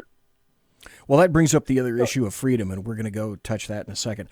I'm talking to Ralph Chittims and Lonnie Poindexter, two great guys who live and work around D.C., who have both gone to D.C. for different reasons, different motivations, but I'm blessed to have them here tonight. I'm not going to play the break, folks. I'm not going to go for 5 minutes because there's too much stuff to talk about. All I'm going to do is just play this as a reminder. Conservative media done right. You're listening to the SHR Media Network. We're talking about freedoms. We were here to talk about fear porn. We spoke about D.C. We spoke about leftists and Mayor Muriel Bowser. Lonnie Poindexter, is it any coincidence, do you think, that those citizens who are locked under the strictest conditions happen to live in cities or states that are controlled by Democrats? Is that a quinky dink? That is not at all. It makes sense when you consider what the agenda is ultimately with these large cities and locales. You think of New York, you think of Washington, D.C., you think of Chicago, and certainly you think of the left coast out there, California, way out your way, with the southern Los Angeles area and the San Francisco Bay Area. You can see that the agenda is unfolding. I was just blown away, and I was talking with Ralph about this. I thought this was something I would see later on in life when I had a few more gray hairs. But the boldness of which they are stepping up and pushing back and looking to destroy this nation and turn it into something it was never intended to do. You got to give them credit. They were ingenious in using a healthcare emergency. But this is not the first time that we've had these types of things. I mean, my goodness. Here's the thing that I get all the time. I just want to throw this out there. I've got folks come to me, well, Lonnie, we're in the end times, and these things were predicted, and I'm just, I know Jesus is coming soon, and so I got my bags packed, and I'm waiting at the train station for them, so they won't step up and speak out. And I said, wait a minute. You look back in history, there were several times in world history where the nation, where the world has had to deal with catastrophes like viruses, one flavor or another. Bubonic plague is one thing. It took out about a third of Europe. Yet the people responded and rebuilt, and we moved forward.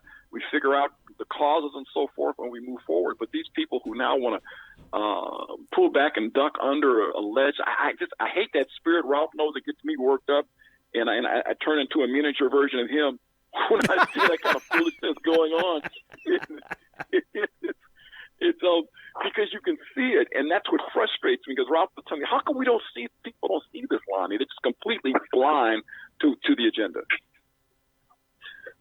Well, one reason why people don't see it, and now here I am. I'm going to go back and deal specifically with the black community.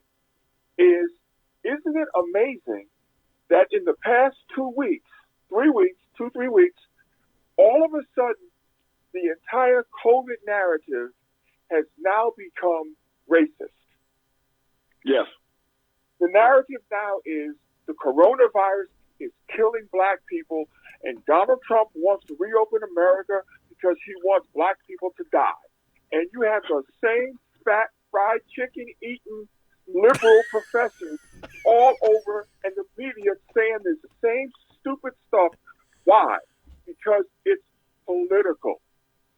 This whole virus has been manipulated for a political purpose.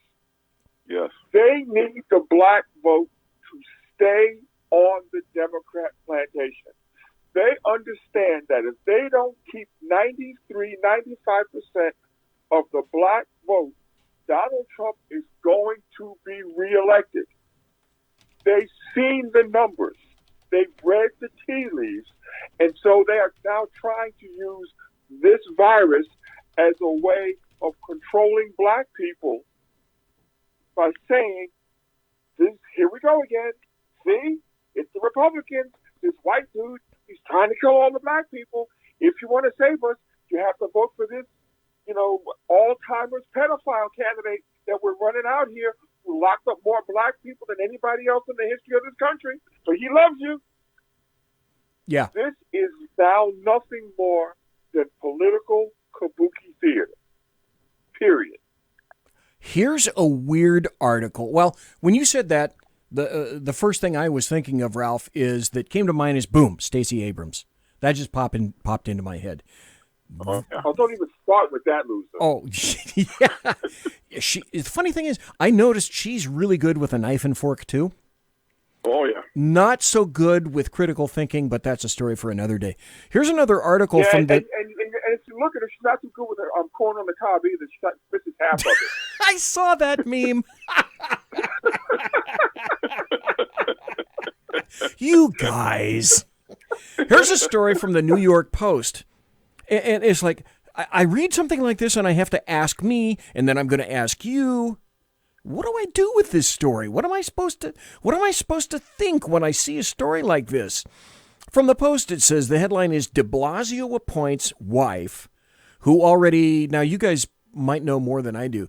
Isn't she responsible for pissing away or losing, I think, at least $500 million, something like that, from New York City?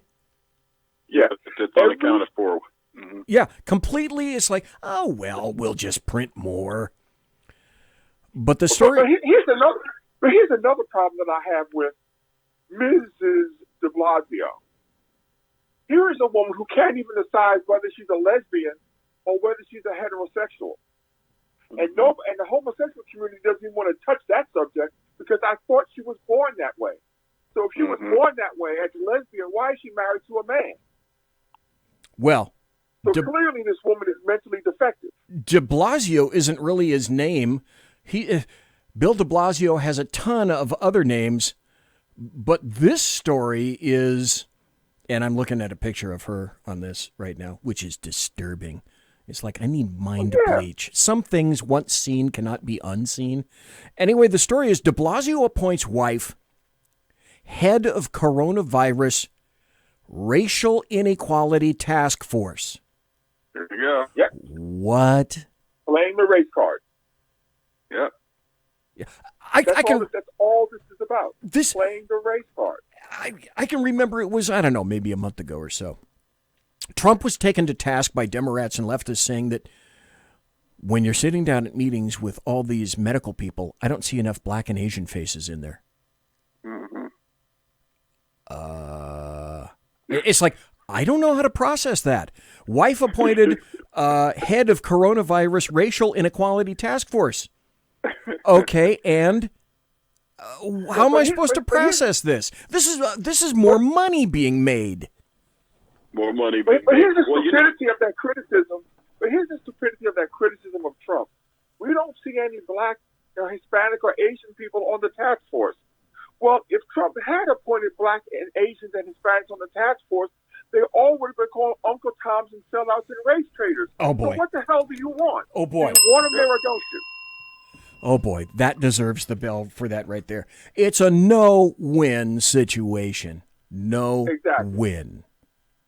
Well, you know, it's commonly known that the Wuhan virus, when it first started its foolishness over there in that part of China, that it went after the darker skinned Chinese people first before it went after the lighter skinned ones. Right. Right. Why didn't we realize that? So we have to have a task force. No, we can't call it the Kung Flu. Right. Yeah. Oh, God, that whole thing. Like SARS isn't named, MERS isn't named, MERS, Middle East, Ebola, that's from the area it's from. Anyway, moving right along. Ralph Chittum's, isn't it true? I feel like an attorney now. Ralph Chittum's, isn't it true that the sooner we come to realize that we need to acquiesce to the privileged government few, like Mayor de Blasio's walking around outside with his wife, his lovely wife, him going to the gym, him excoriating Jews, and Chicago Mayor Lori Lightfoot getting her hair cut. I mean, let's not be oppressive here, right? She needs a haircut. This is the best part. Illinois Governor J.B. Pritzker's billionaire wife, Mary, leaving quarantine for their $12.1 million equestrian estate in Wellington, Florida. Because what was his answer? What was the Illinois governor's answer as to why she needed to go? Because she was stressed. And how dare the media bring a politician's family into a situation like this? Yeah. But let's bring them all into the equation. George Stephanopoulos, who was COVID positive, was walking around outside in New York without a mask on his cell phone. Fredo broke quarantine, went to the construction site for his new home with his wife, with his kid, while he was COVID positive, didn't have a mask on. President Obama took a chauffeured limousine from Washington, D.C. to Virginia to the private golf course so he could get him around an 18. If this doesn't tell you that this COVID-19 is a bunch of bullshit, I don't know what will. Yeah, but, oh, wait. Now, are you guys trying to tell me that we don't need to cut a government exemption for the people so that they can go to their little Russian dachas? We shouldn't make that assumption? Because I'm almost thinking that that's what you guys are saying. I'm saying get the hell out of my way so I can go to my beach house for vacation or something. You know, here's what we need to do. I think I finally figured this out. The sooner we realize their innate superiority and their privilege, the happier that we all, as proles, as serfs, as subjects, the happier we're going to be, okay? I mean, Shouldn't we cut them a break? Think how stressed they are, like I said, having to stand up in front of cameras all day, collecting a paycheck. We really shouldn't say this is any kind of hypocrisy, should we?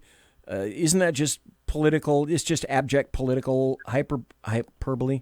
I think it is. I mean, we need to be understanding. By the way, in chat, Whiskey Dale says, "Hey, he loves you guys. You're a riot." Thanks. Well, I love the meme. The answer to your question is, what I was going to say is some of my ancestors died, so I would never have to call anybody else massa, and I'll be damned if I'm going to. No, absolutely. We are free people. And yet the freedoms that we are so readily relinquishing, as you indicated, compare my college professors. I had a law professor who reminded me of Ralph. He was this huge black dude. This is back in the late 60s, early 70s, when I was in college, and the guy's name was Elton Long. And Elton Long was about 6'5", and he would loom over you. And then if you didn't make eye contact with him, you knew that you were going to get asked the question by him. And it's like contrast and compare. He would always ask questions, contrast and compare. So on the other hand, then we have Republican South Dakota Governor Kristi Noem. She's one of 7 governors who have absolutely refused to issue stay-at-home orders. So let's see, it's her state, South Dakota, North Dakota, Nebraska, Arkansas, Wyoming, Utah, and Iowa that of all of those states have decided they're not going to issue stay-at-home orders. And so Governor Noem said Americans have given up their liberties for a little bit of security. Yes. So, gentlemen, what do we know about freedoms relinquished? Well, what we do know is that the fair people of that wonderful state threw a big parade and party for her in celebration of her common sense comments on this issue. And so there are some sane people in this nation that do get it, and it makes you want to move to South Dakota. Well, just a little bit. Right, but we also know what Ben Franklin said. Yes. To paraphrase, those who would sacrifice liberty for security will lose both and deserve neither. Yep. Exactly. Here's another issue that I want to go into. Let's see, what do we got? We got another 15 minutes. Yeah, I think we can cover this. We got enough time to do this. Gentlemen, by the way, folks, I'm talking to Ralph Chittims and Lonnie Poindexter, the 2 dudes from D.C. Go watch my social media on Twitter at BZEP. You can see what they look like. They're there in the middle of D.C. smoking a big cigar and having a great time. And it is a blessing to be able to have both of these gentlemen on here tonight. So what is it with Christianity that so offends leftists and Democrats that they seek to extinguish it at the drop of a hat? With of course, the Wuhan 19 flu providing them a perfect opportunity to do just that. Well, let me just chime in that there's a fear of Christianity, of mobilized Christianity, the truest form of Christianity, because historically throughout the globe, you look when Christians stand up, and using America as an example, the most wondrous things happen. Things go right for everybody in the world, even folks who don't agree with us, but those who sit on the left side of the aisle, and is another point that just drives me crazy, is that folks don't understand that we are in this epic battle, and this battle is spiritual in nature, and you need to pick a side. You can't sit on the fence and wait for Jesus to solve your problems. You have to get active and go out there and fight, because that's what Christian people do. That's how this nation became a nation, because the faith-based community stood up. And when they don't, then you allow the weeds to grow up in the vineyard, and will choke off the crops in the vineyard, and we end up with a hellish place, much like we had in Venezuela and some other places in the world, when you see what happens when you allow those who have a view that's contrary to to our worldview begin to get a stake and a hold and govern it. Well, when you talk about atheists, especially in this country, who do atheists attack? Atheists attack Christians. They don't attack Jews. They don't attack Hindus. They don't attack Muslims. They don't attack Zoroastrians. They attack Christians. Okay, why would atheists only attack Christians? Because you only attack that which is real. That which is a myth and has absolutely no substance, you ignore. You only fight against what is true. Therefore, by their own actions, atheists are proving that Christianity and our God is real. He is real. Here's another instance. I want to run a couple of situations by the two of you gentlemen.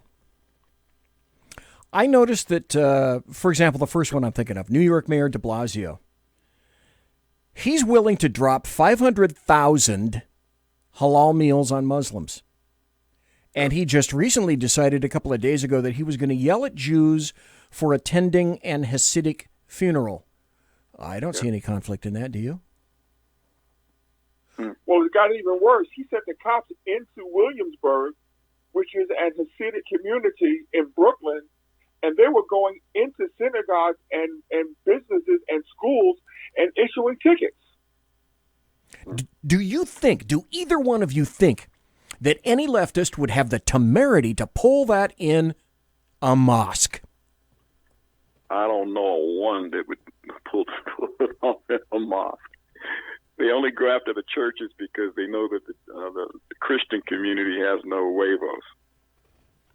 Well, That's why they do Well, it. Lonnie, I'm going to be, I just got to be me, and I'm going to say it bluntly.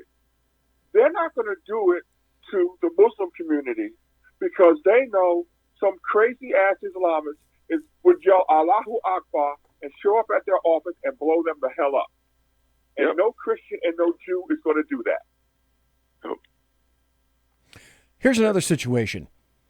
There are, there are a bunch of Kentucky worshipers, okay? They're at Easter. They had all their license plates recorded by police in Kentucky.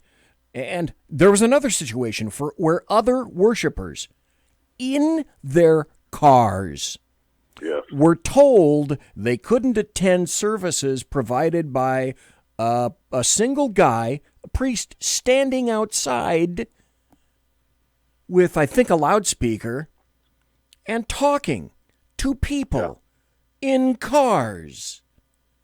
It's just, and that was proscribed. He was actually transmitting his sermon via the radio, and they were in their cars and tuned their car radios to a particular channel so they could pick up the broadcast. That's pretty sharp. He wasn't even on a bullhorn. That's thinking. Yeah. Right. But right now, it's in Kansas City. Now, they're talking about reopening Kansas City. Right. But they are implementing this new rule that all non-essential businesses that open, and this includes houses of worship, must record the names and contact information of every person who comes into that establishment so that the government can contact them. So in Kansas City, Missouri, there is now going to be a database with the names and the addresses of Christians who go to church. What does that sound like? Brown shirts. Oh, China. Oh, hell no. Yeah, that sounds like the social ratings that China has started, and you can't tell me that there isn't a cadre of leftists at some social media giant who would love to do the exact same thing right here. You can't convince me of that. Exactly, because once the government has your name, your contact information, somebody's going to get it, and they're going to then find out who you are, find you on Facebook, find you on Twitter, find you on Instagram, and they're going to target you for persecution. People need to wake up to what's going on in this country. They certainly need to. When you think about this $1,200 that it's coming down in the form of so-called aid, the fact that it shows up in your bank account as opposed to getting a check in the mail, it just makes me just way nervous that the government has that type of access to your personal identifiable information. Now, we all know that they can, these cell phones and everything else, they can track our whereabouts, but having access to us that way, that which they can give, they can also take. Absolutely. Here's another situation. Then we're going to go back to the left coast here. Then there's California. Always spell it with a K. Governor Gavin Newsom threw a little hissy fit, a little temper tantrum, because this past weekend down in Southern California, it was in the 90s already, okay? Yeah. People had the temerity to go out to the beach when temperatures climbed to the 90s in Southern California. So first he says he's slamming shut all the beaches for the state and all the parks. But today, apparently, somebody called him on his crap because he's since amended the order to only include Orange County beaches, like Newport Beach. Orange County happens to be south of Los Angeles. Newsom said, this is a quote, after people like the Sacramento Bee, which is as left as you can get a newspaper, here in the belly of the beast. Newsom said, he never saw his order closing down all the state beaches and all the state parks. He didn't mean that. Right. Of course he did. No.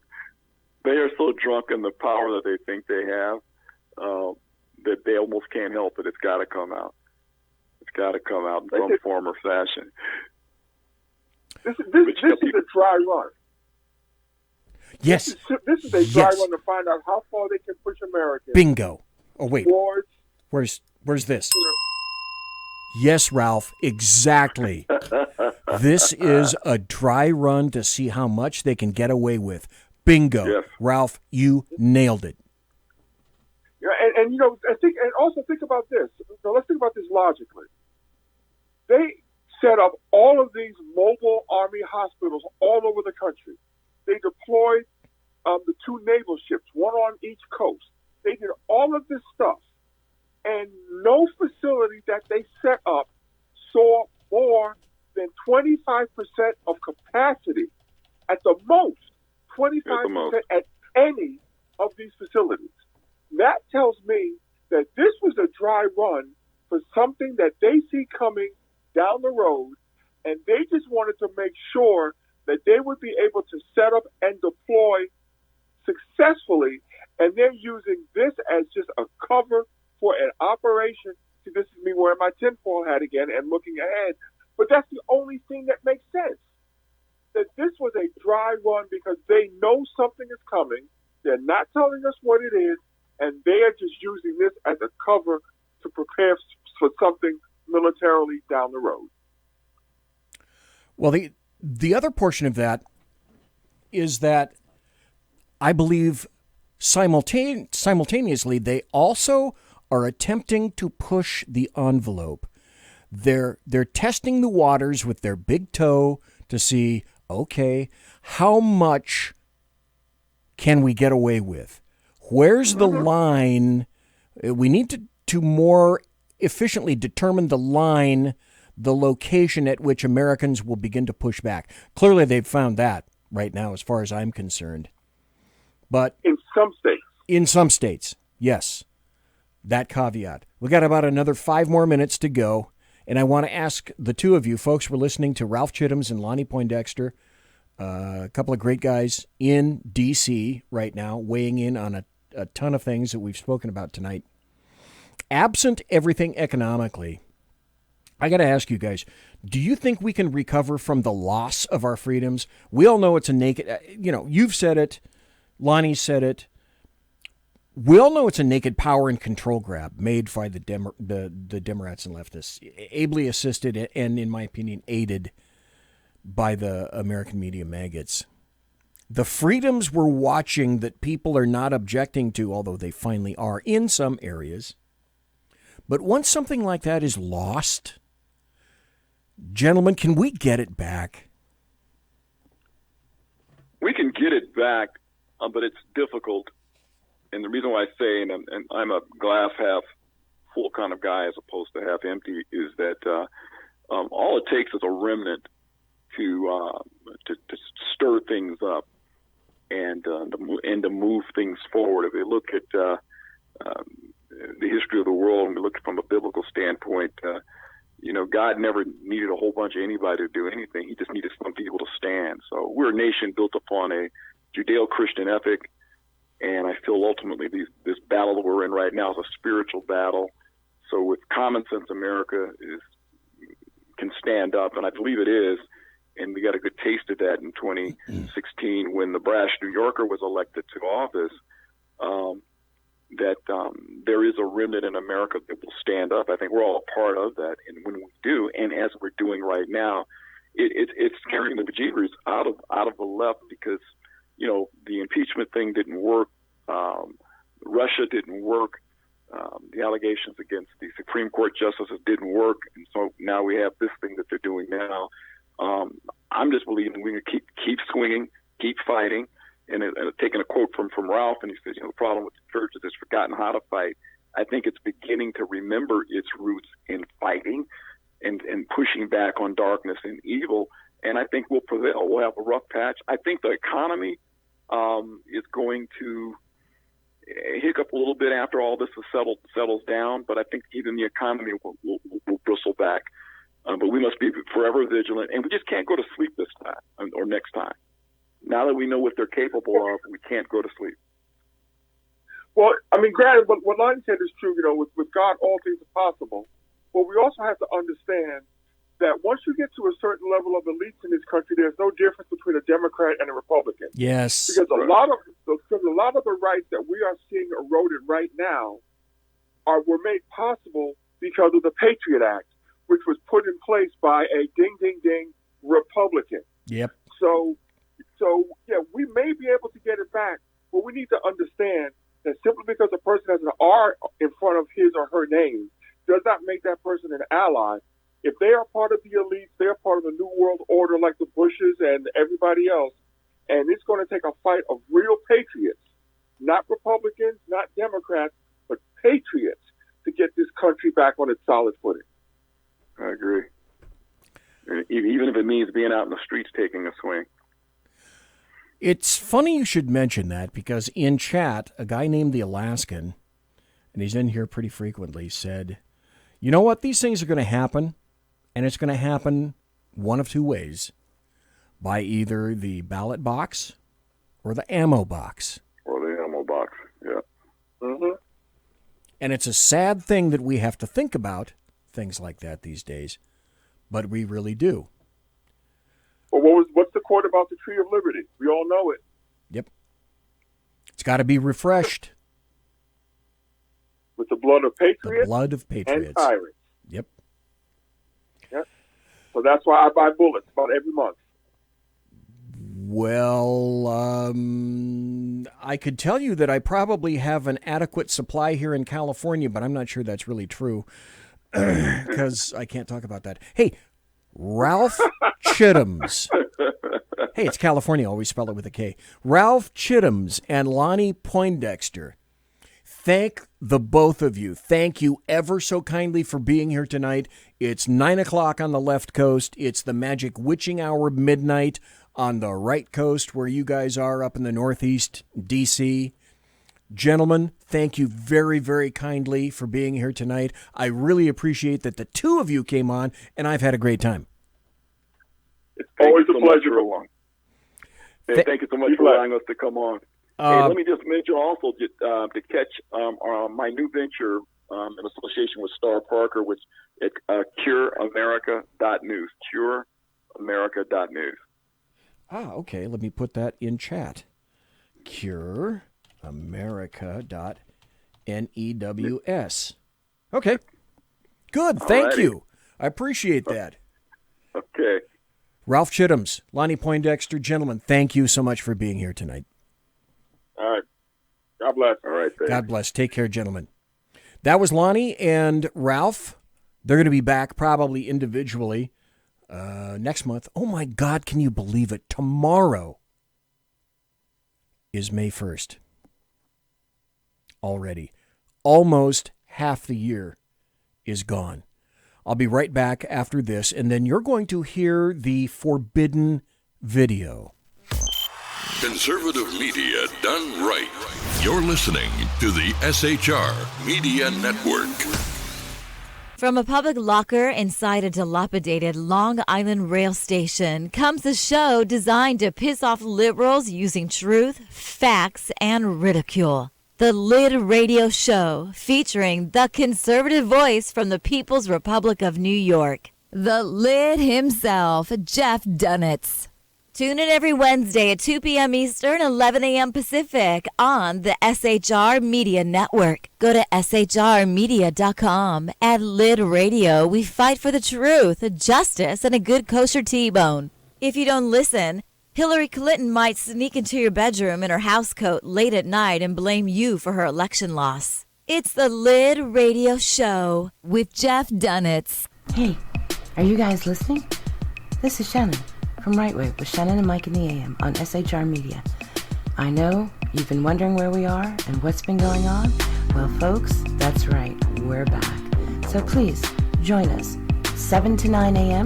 Monday through Thursday on SHR Media, on Spreaker, iHeartRadio, and Spotify, and Facebook Live at 11 a.m. on Right Way with Shannon and Mike in the AM at Facebook. You don't want to miss a minute. We've got lots of guests, lots of segments, and lots of interesting things. And let's face it, there's nowhere for you to go, so you might as well tune in.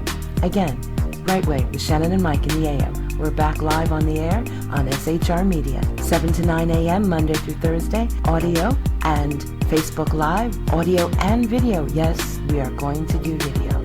Facebook Live, Right Way with Shannon and Mike in the AM. Hope to see you soon.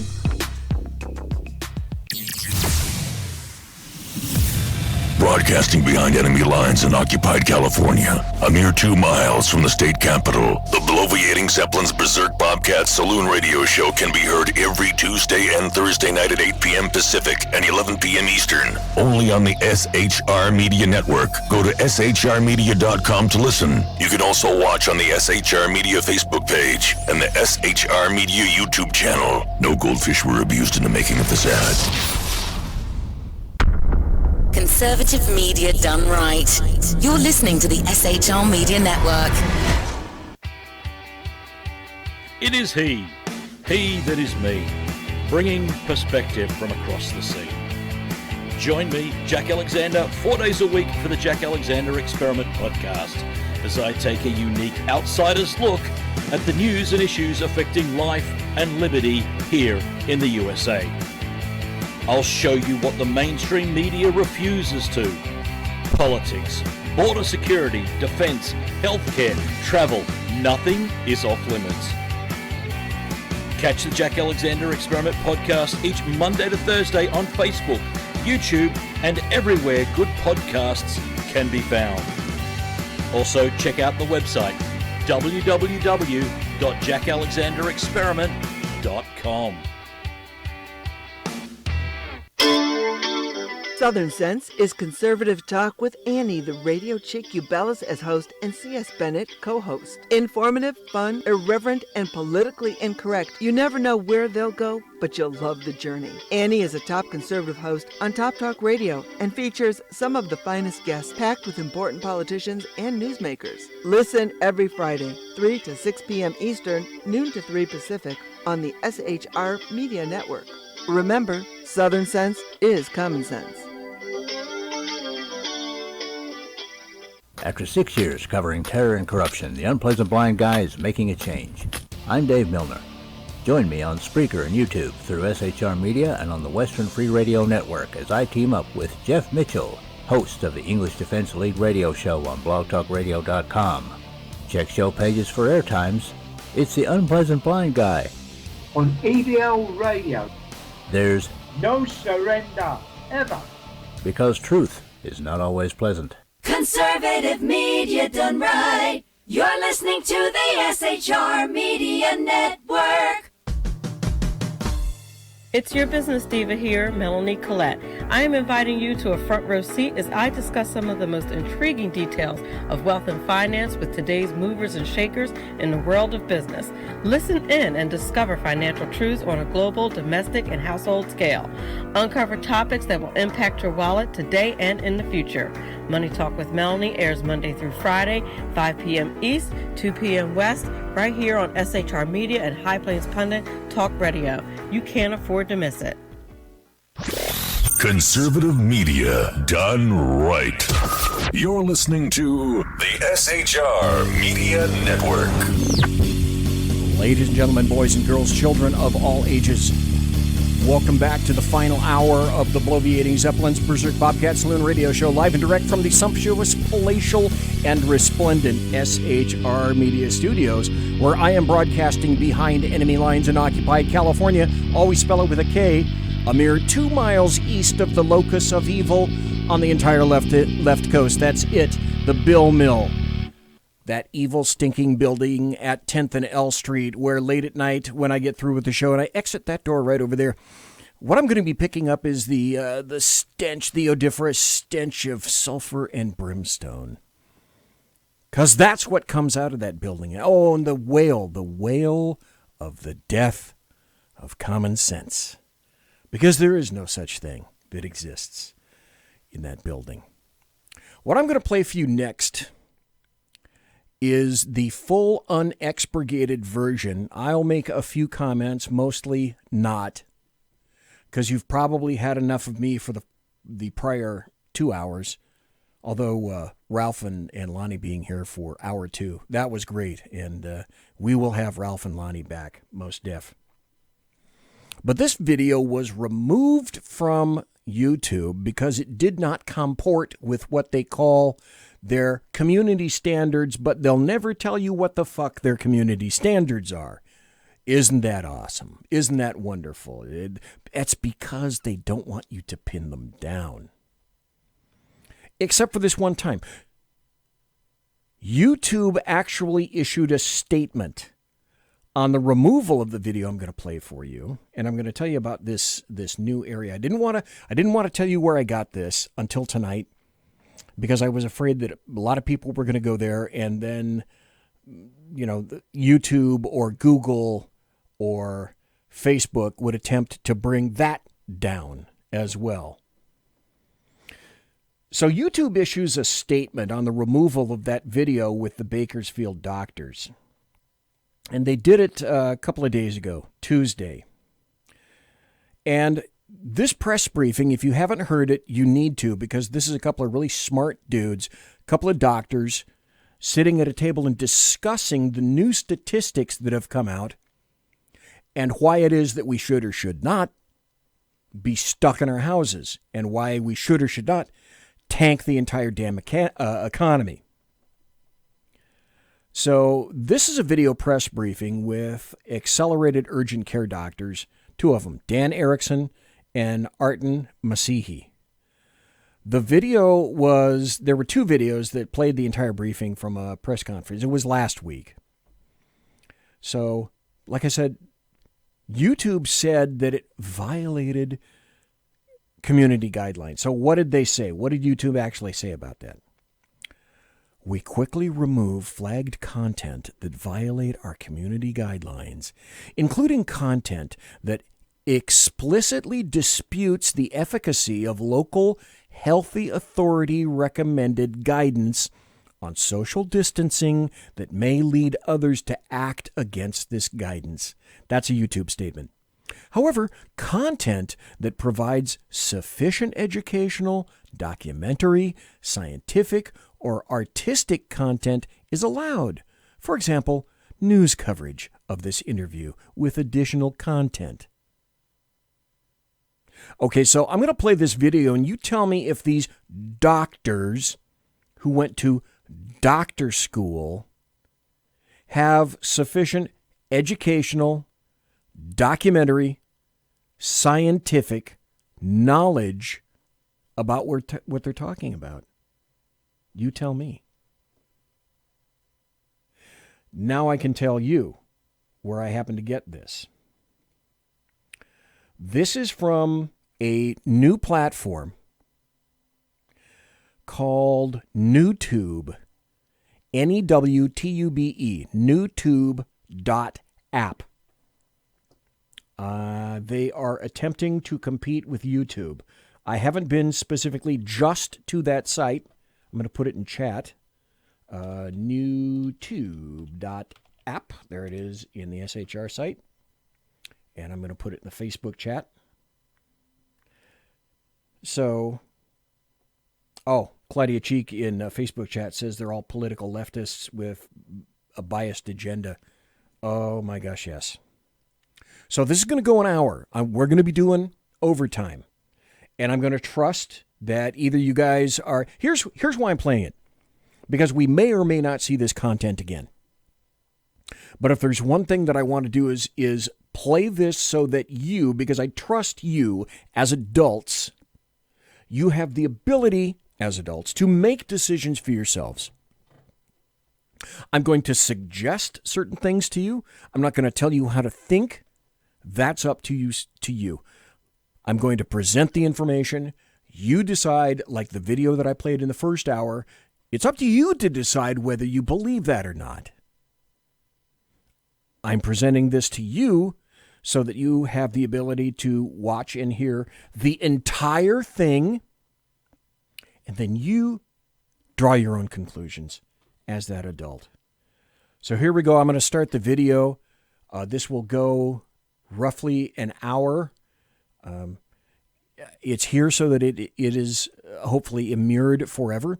If you don't want to be here right now to listen to the entire thing, come back and listen to it in podcast when it's more convenient. If you've been listening to the whole show, I realize now it's 3 hours, going to be maybe 3 hours, 15 minutes, or 3.5 hours, something like that. But I do suggest that either now, live, or later, you listen to this full thing, and then maybe with an eyeball on how leftists view this, askance themselves, you'll understand why in the world of leftists, as far as they're concerned, these guys are dangerous.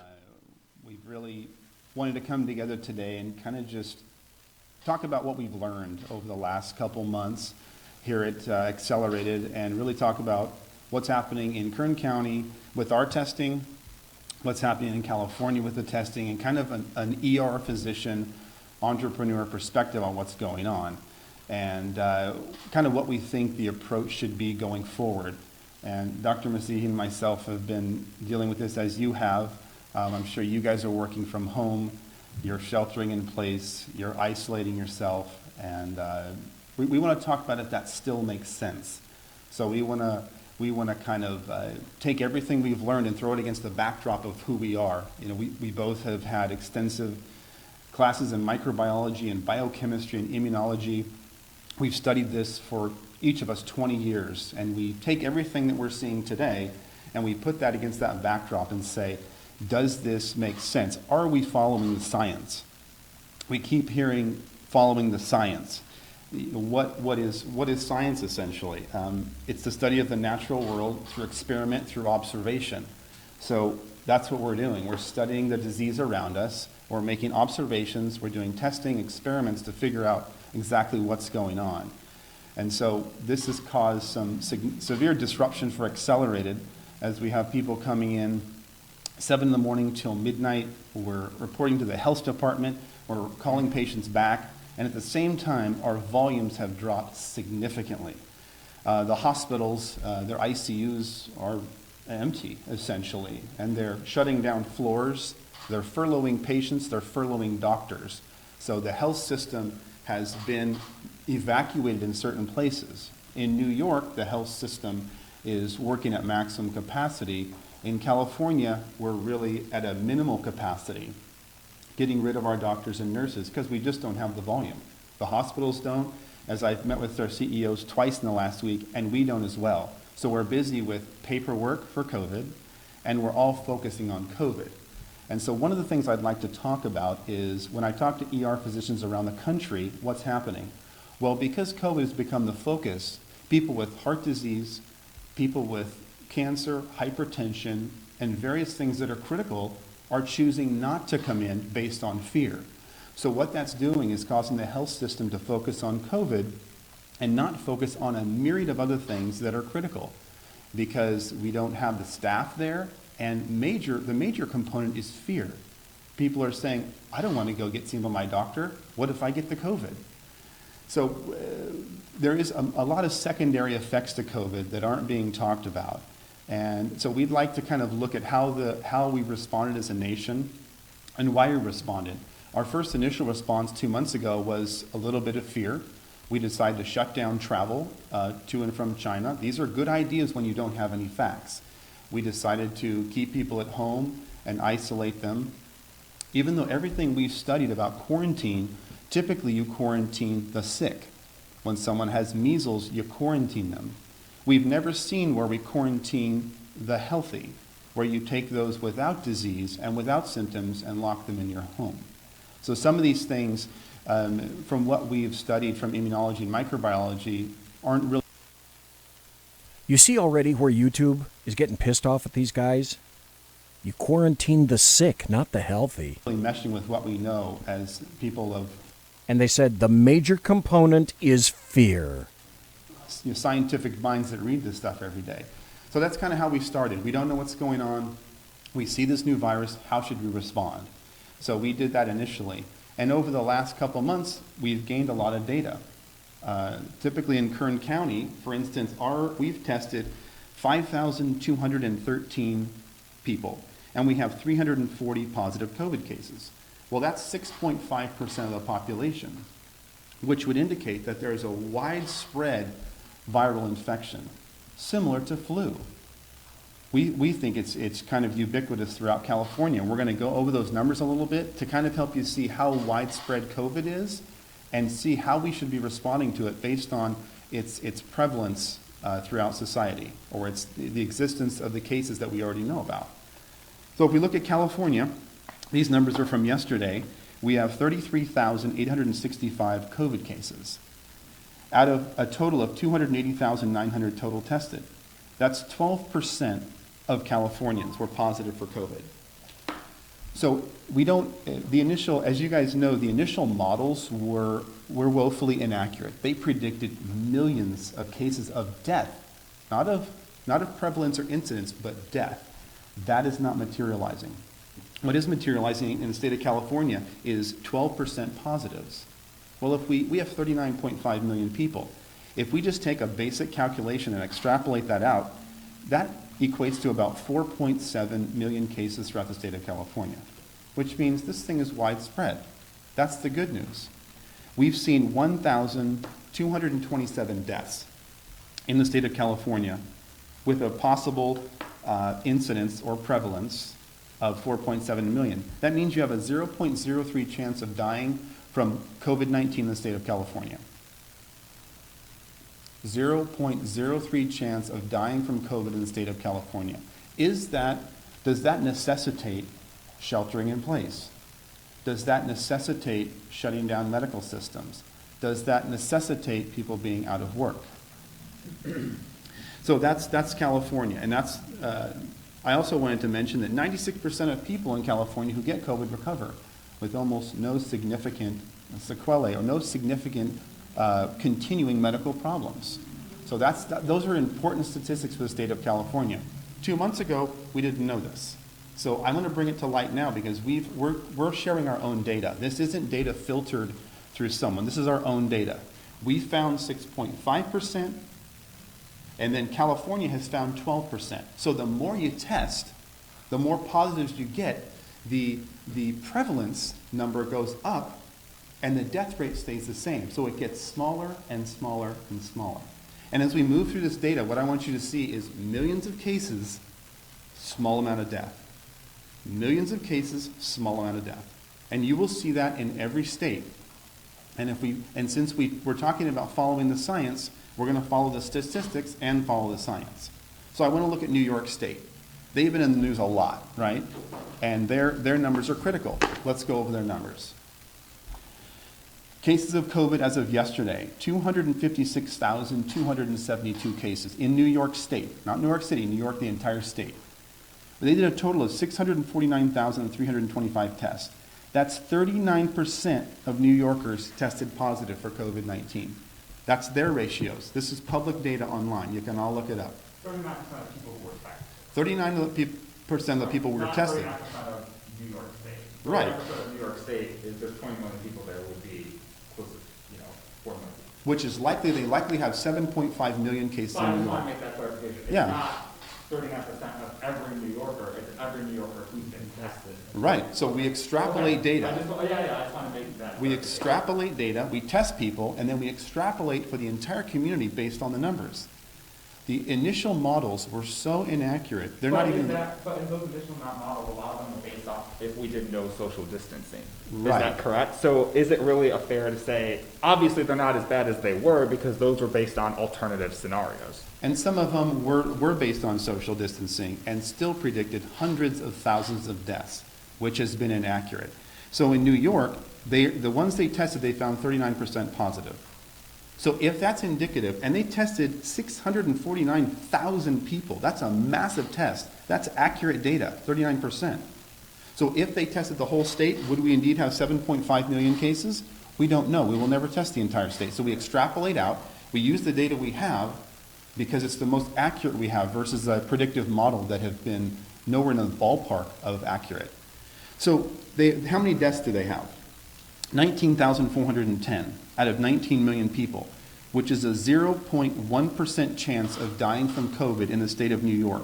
And they have a 92% recovery rate. If you are indeed diagnosed with COVID-19, 92% of you will recover. So we're seeing millions of cases, small amount of death. Millions of cases, small amount of death. And the reason I'm making that point is because we're going to compare this to flu and say, is this significantly different from influenza A and B? And if not, why has our response been what it is? USA, this is a big one for us. 802,590 cases as of yesterday. We've tested over 4 million. If you guys have studied globally what's happening, that's double what any other country. Germany's at 2. I realize their populations are lower, but the fact that we were able to ramp up and do 4 million is pretty impressive, which gives us a 19.6% positive out of those who were tested for COVID-19. So if this is a typical extrapolation, 328 million people times 19.6 is 64 million. That's a significant amount of people with COVID. It's similar to the flu. If you study the numbers in 2017 and 2018, we had 50 to 60 million with the flu. And we had a similar death rate. The deaths in the United States were 43,545, similar to the flu of 2017, 2018. We always have between 37 and 60,000 deaths in the United States every single year. No pandemic talk, no shelter in place, no shutting down of businesses, no sending doctors home. That's from the flu, by the way, just to clarify. Yeah. 37,000 and 60,000 flu deaths 37 every year, per the CDC. 30 due to flu in the United States. Some years, it's even as low as 20,000 some year. In 2017, 2018, it was 45 to 50,000, depending on who you read. And we don't necessarily report all of our flu tests. We do thousands of flu tests every year. We don't report every one because the flu is ubiquitous.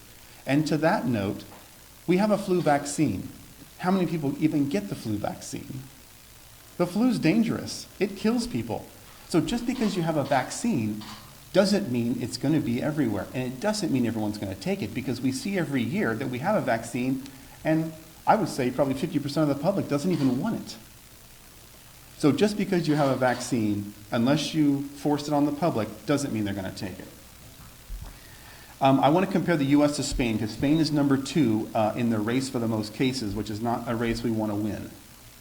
They had 204,178 cases in Spain, 930,000 total tests. So we did 4 million, they did 930,000. They had a 22% of all COVID tests were positive in Spain. 22% of those tested were positive in Spain. Spain has 47 million people.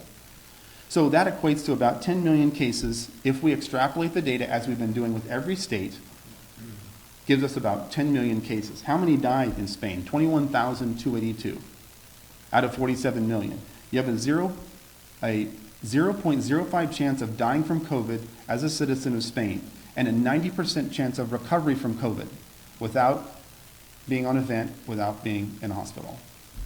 I wanted to compare the U.S. to Spain because we have the most amount of cases globally. So I thought that was important. And then when you bring up a system of lockdown, you automatically have to compare it to a system of no lockdown, Sweden and Norway. I'm Norwegian.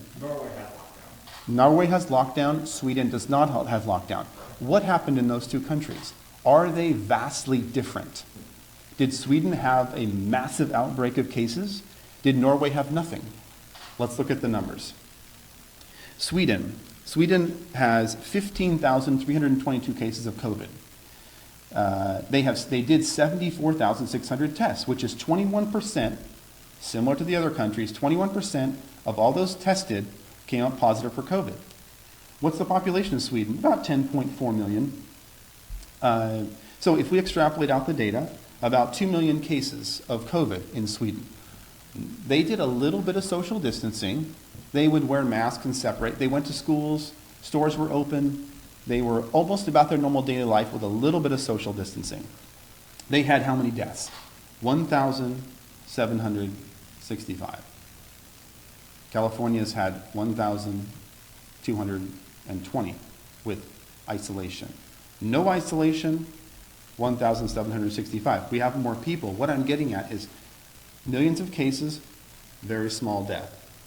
Millions of cases, very small death. This is what we're seeing everywhere. Norway, its next door neighbor. This is where I come from. These are two Scandinavian nations. We can compare them as they are similar. Let's look at the data. Norway, 7,191 cases of COVID. Total COVID tests, 145,279. So they came up with 4.9% of all COVID tests were positive in Norway. Population of Norway, 5.4 million. So if we extrapolate the data as we've been doing, which is the best we can do at this point, they have about 1.3 million cases. Now their deaths as a total number were 182, fairly small, but statistically insignificant from 1,700, you realize. Millions of cases, small amount of deaths. 1,700, 100, these are statistically insignificant.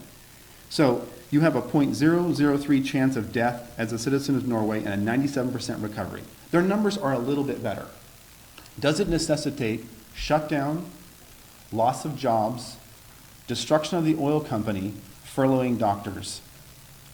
That's the question I have for you. I think the answer is going to be increasingly clear as we move through this data. The next thing I wanted to talk about is the effects of COVID-19, the secondary effects.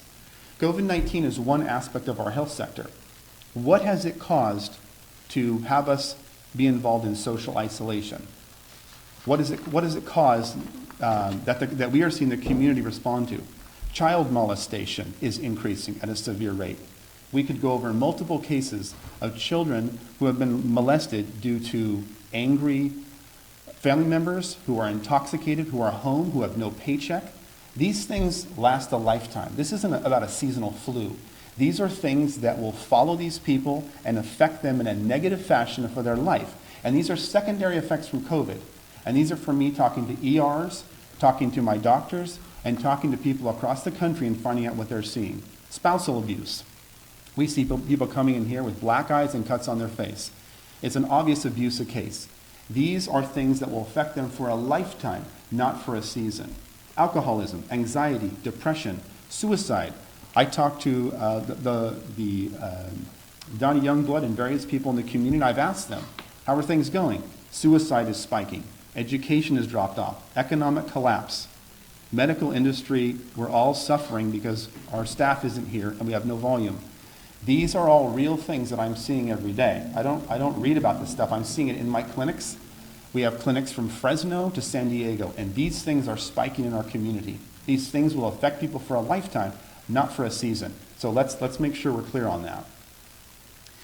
So we've gone over the secondary effects. We've gone over the statistics. Now I want to compare flu virus. Is this significantly different?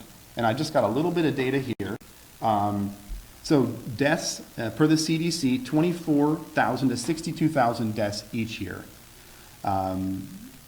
We had about 45 million total cases in 2017 with about 62,000 deaths, or a 0.13 chance of death from flu in the United States. As you know, our other numbers were 0.02.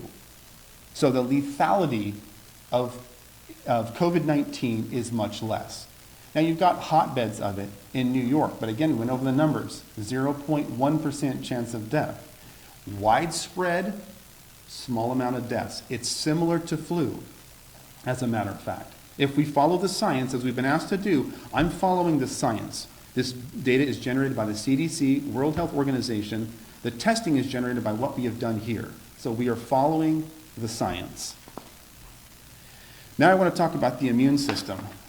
Dr. Masihi used to teach for immunology. We both had years of microbiology, biochemistry, and virology studies. We've made it our life's work to understand this stuff. And here, I'd like to go over some basic things about how the immune system functions so people have a good understanding. The immune system is built by exposure to antigens, viruses, bacteria.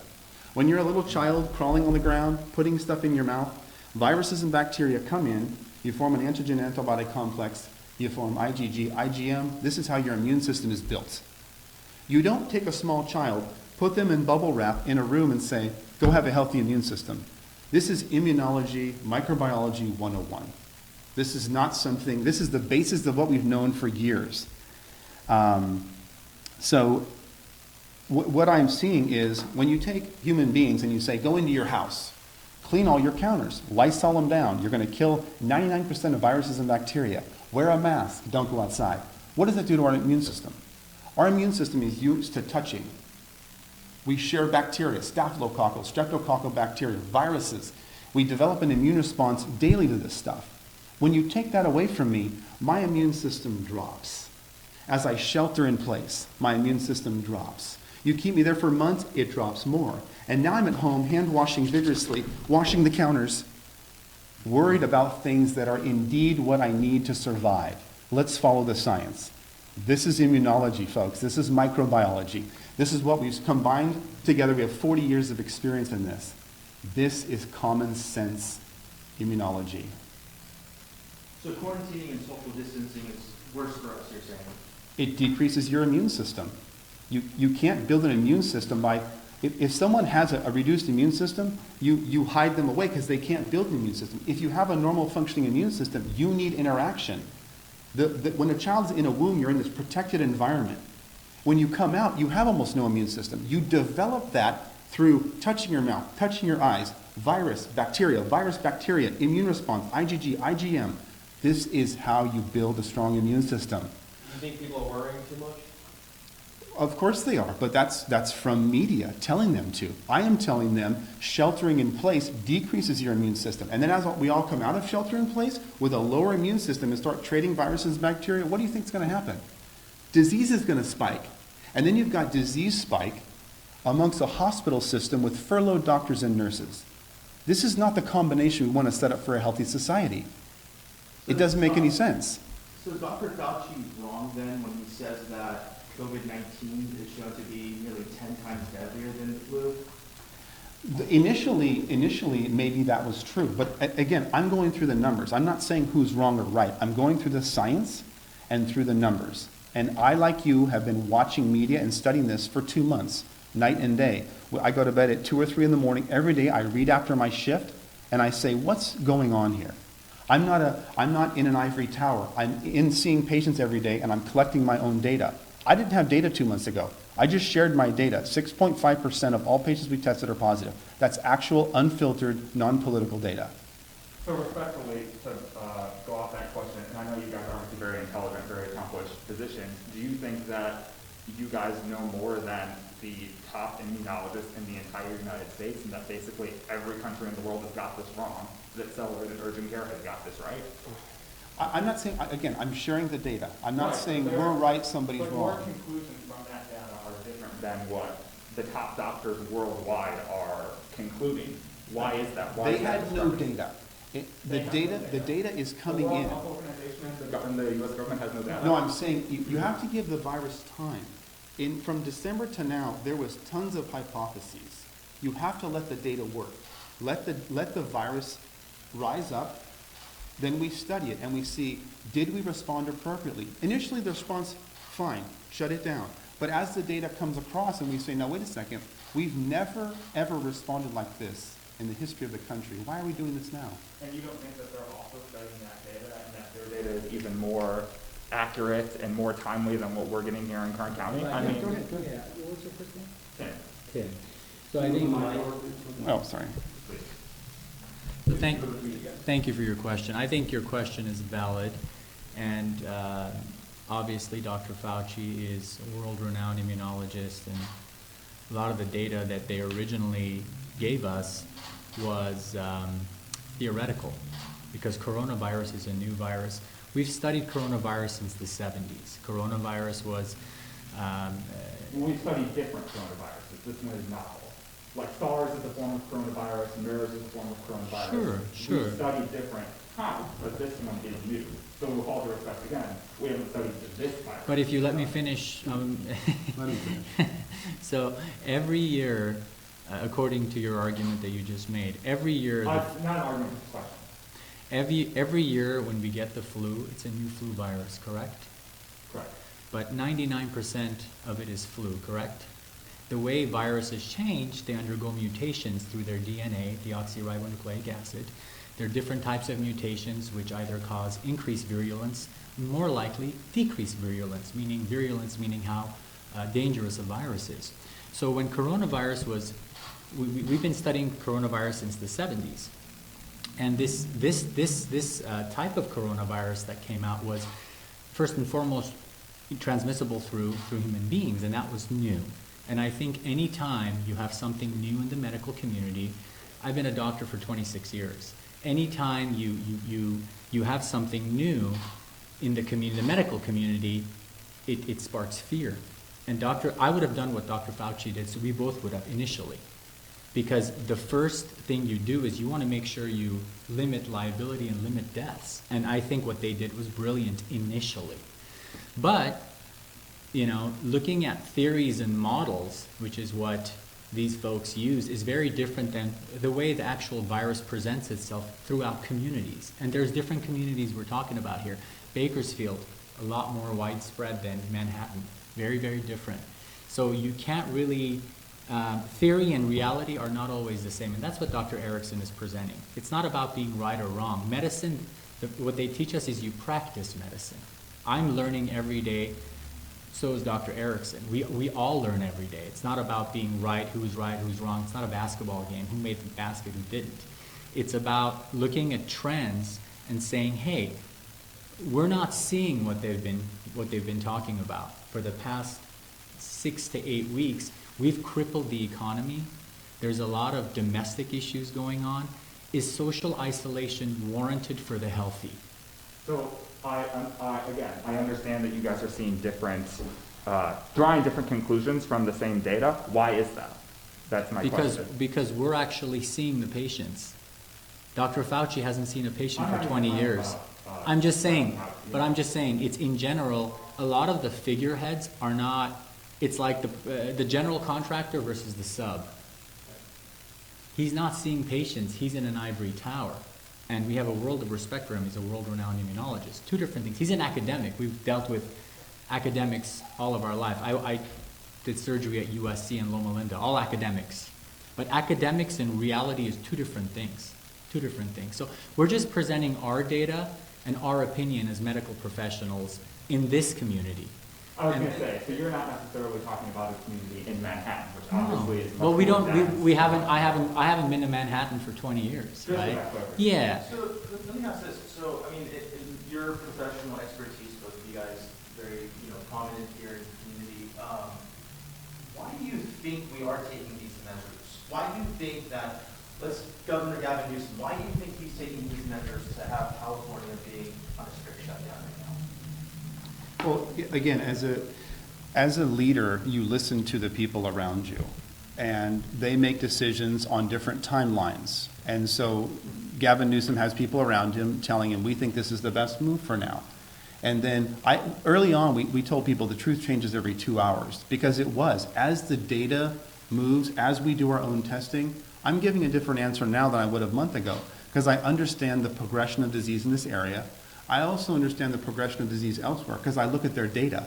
I don't have to live in Manhattan to watch their disease process, to watch how many positives in the community, and to understand how disease is spread.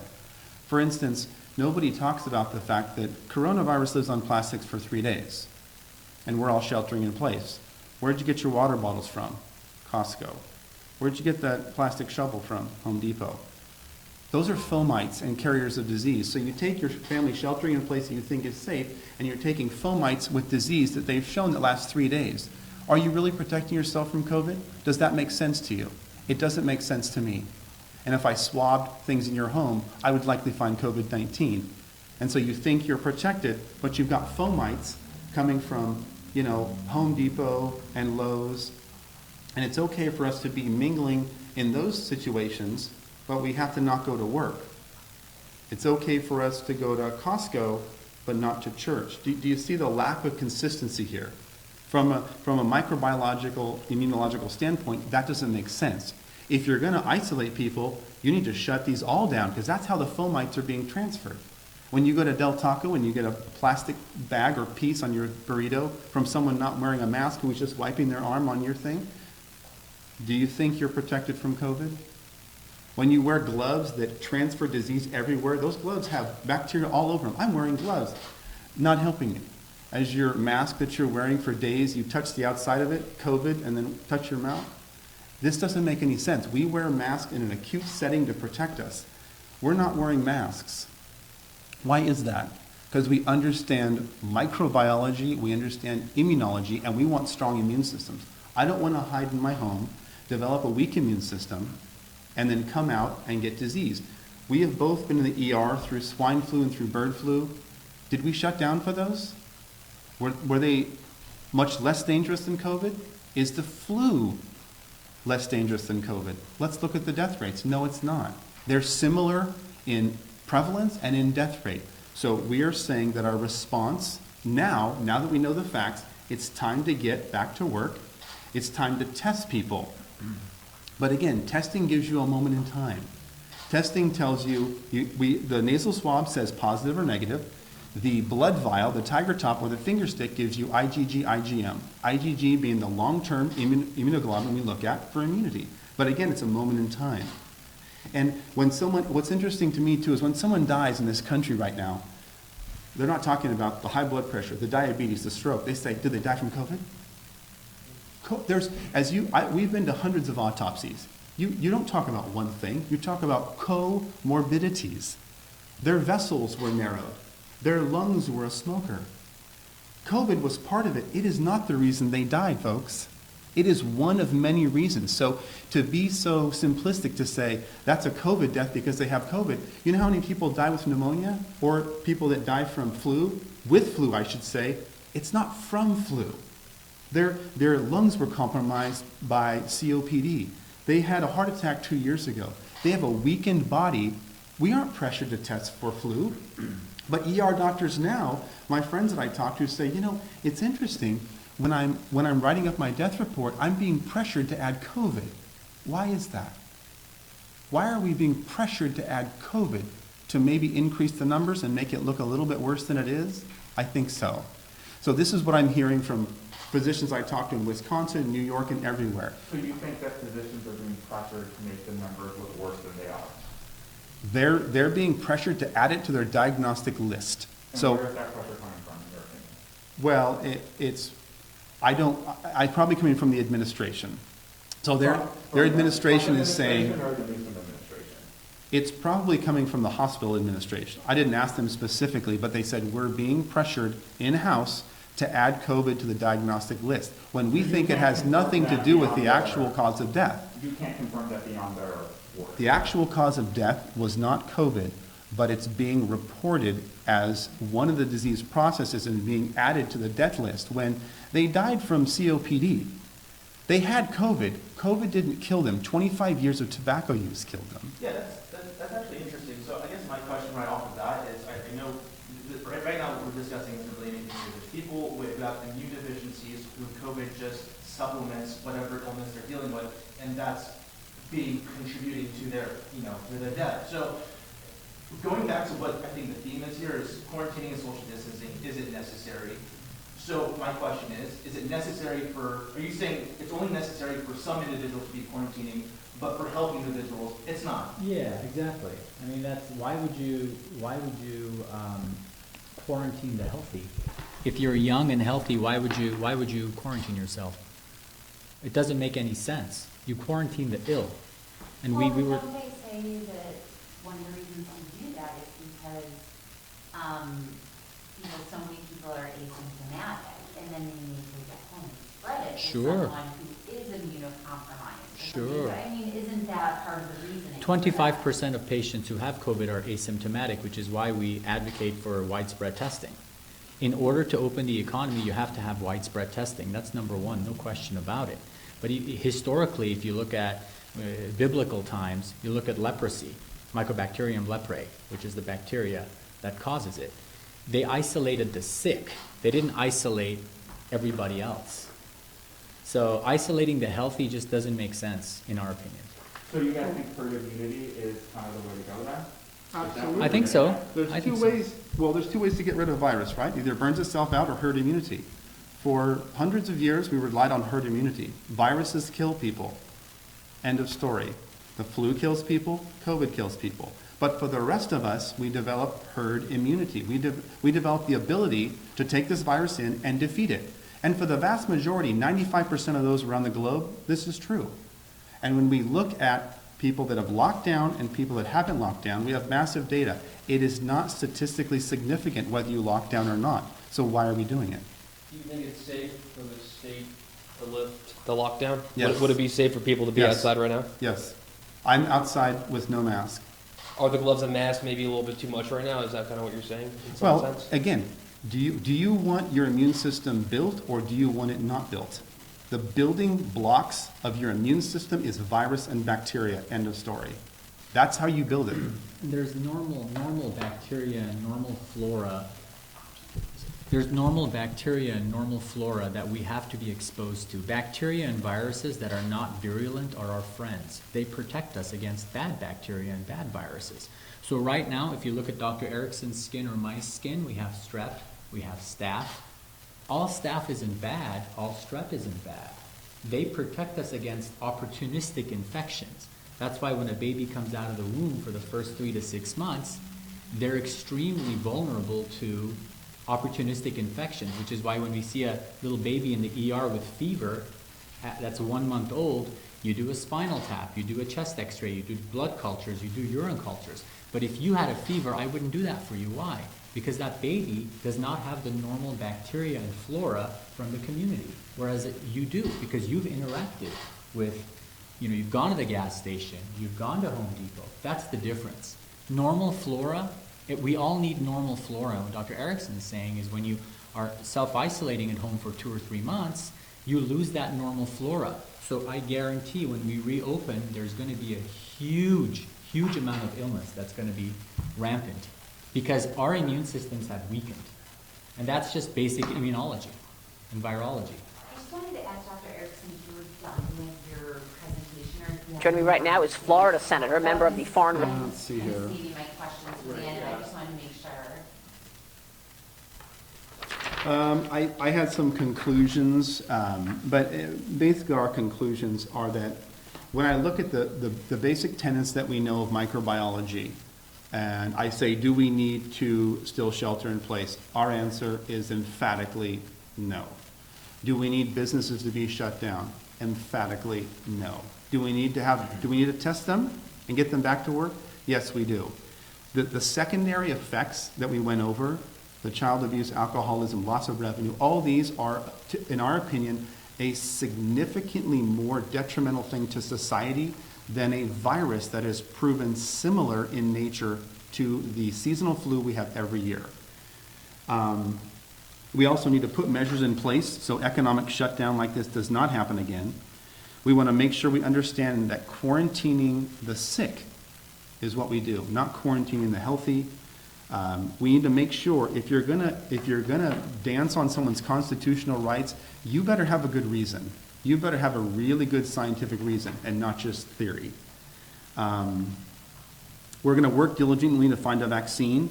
And one of the most important things is we need our hospitals back up. We need our furloughed doctors back. We need our nurses back, because when we lift this thing, we're going to need all hands on deck. I know the local hospitals have closed 2 floors. Folks, that's not the situation you want.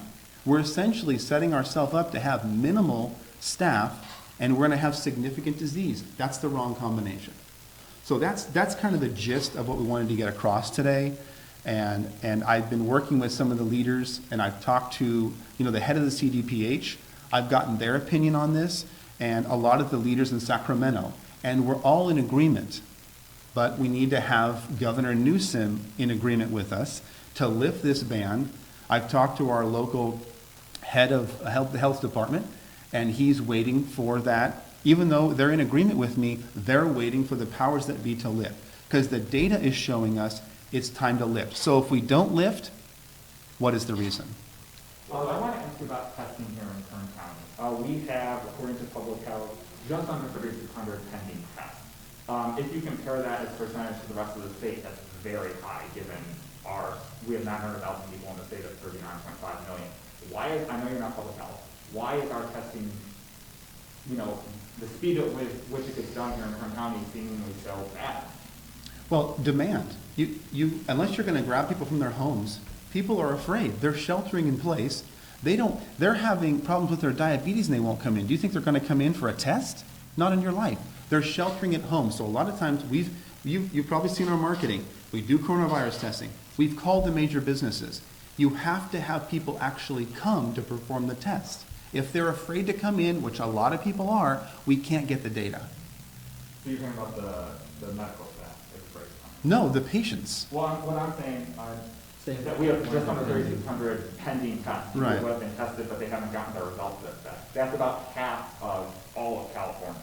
What's the Why are time we frame? so slow? What's the time frame on that? So this is, according to public health, this was updated this morning at 10 o'clock. But when were they tested? I mean, it's That I like, don't know. well, I mean, that's the most important piece of So data. why is a place like Los Angeles County, which has 10.1 million people, have a smaller percentage of pending tests? They do, how many tests do they do?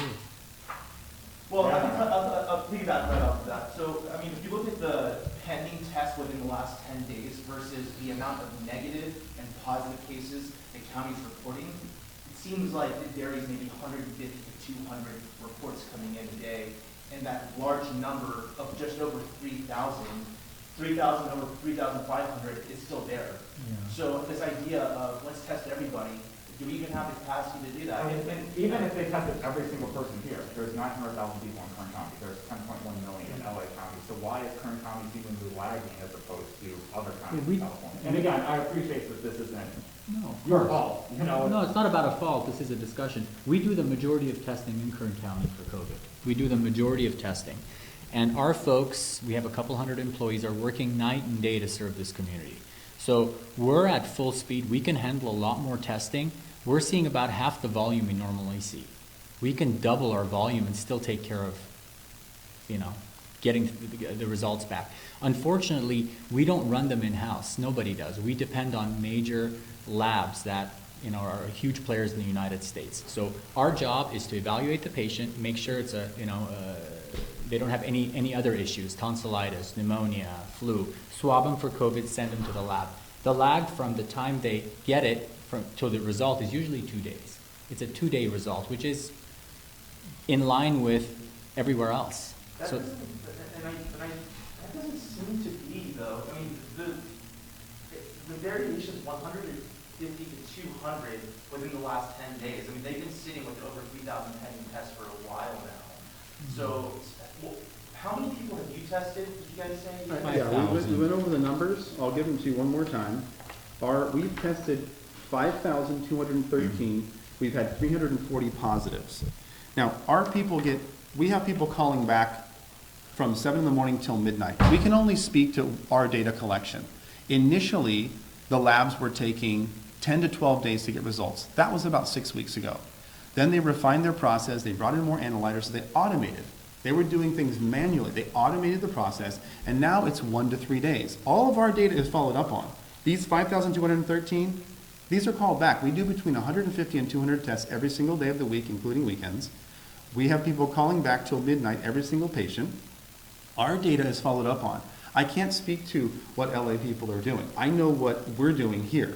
These tests have been followed up on. These tests are accurate to date.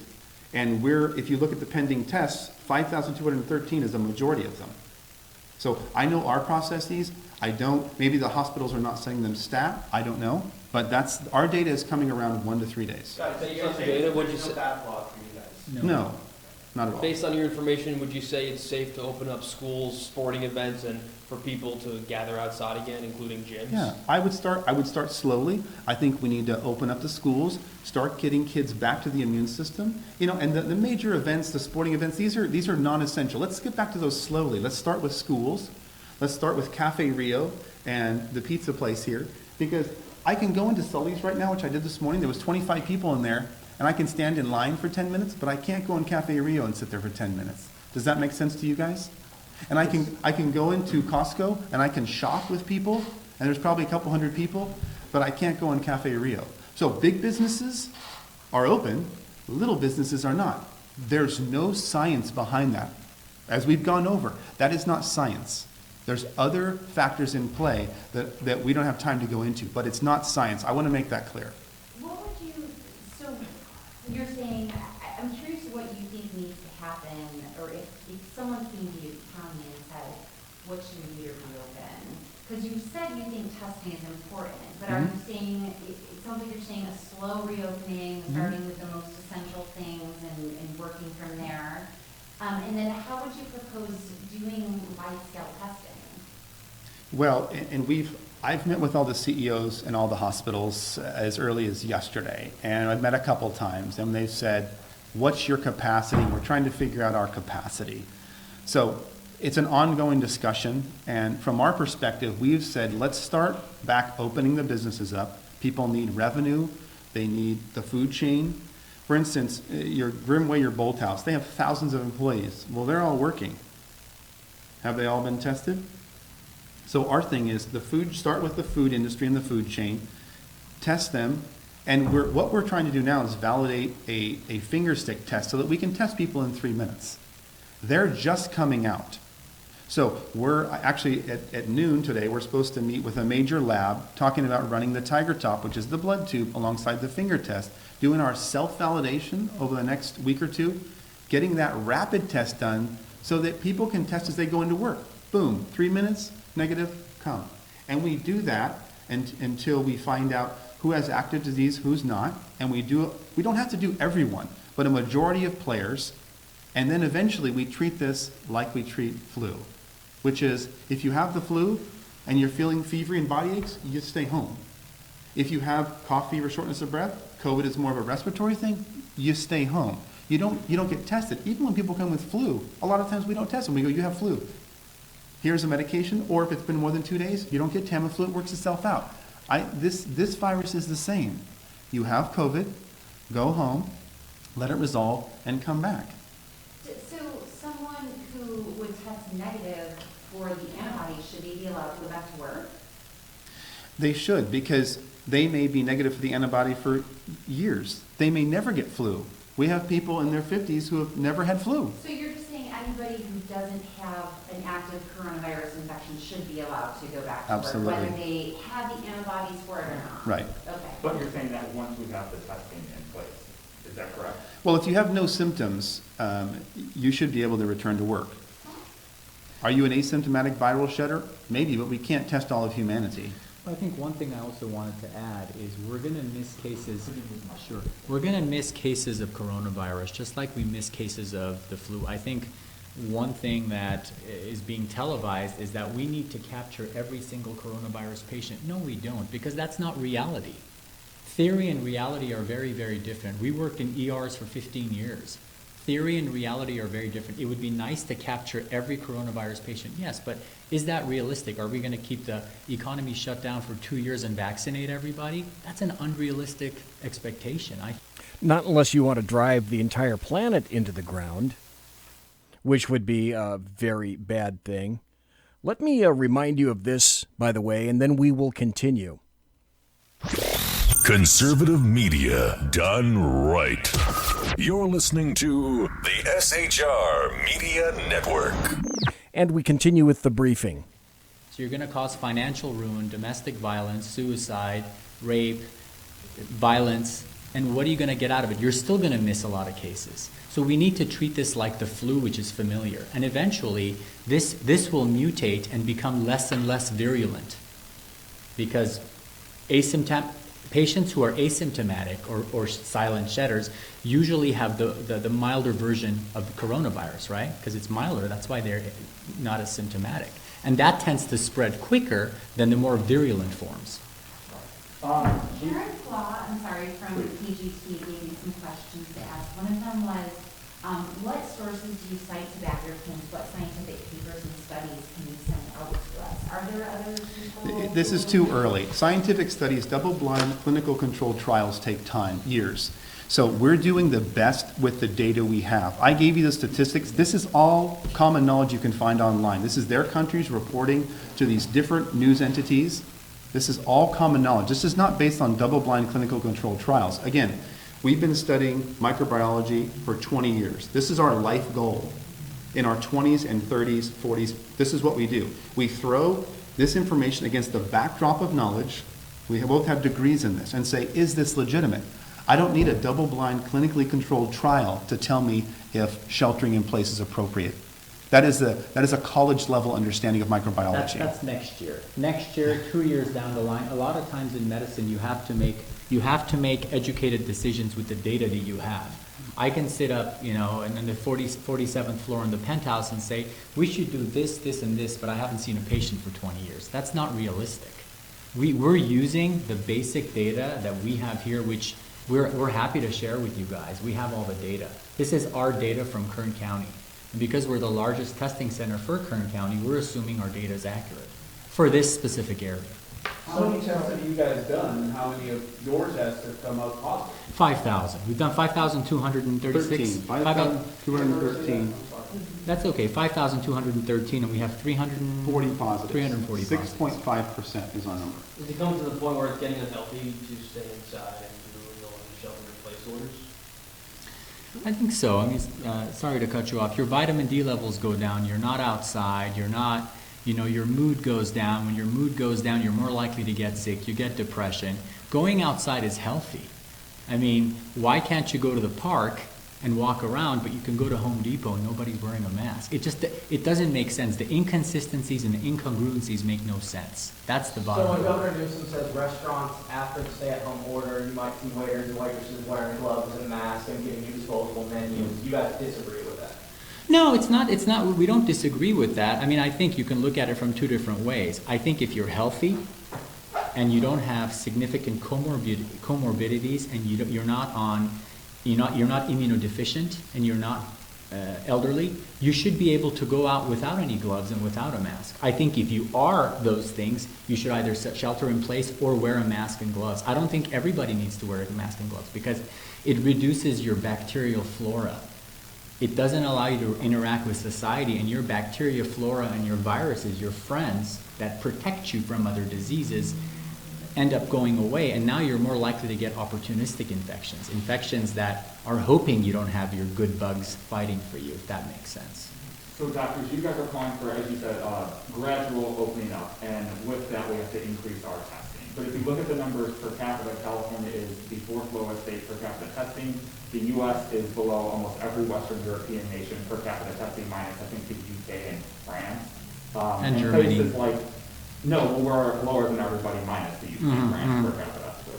I think we're about 12,500 per million, and the UK and France about 8,000. If you look at places like Germany and Denmark that are beginning to open up, their testing rates per capita are 3 times higher than what ours are. We also have their test positive rate is between 3 and 12%, which is what the World Health Organization says should be the positive rate. Ours is closer to 20% nationally. So at what stage do you think we get that adequate testing, which you guys are calling for, where we can start to take those approaches to get our economy moving again, start opening up? Well, do you think we're there now or no? I think that's an excellent question. I think the problem with wanting widespread testing versus not being scared enough to come to a facility to get widespread testing are two different things.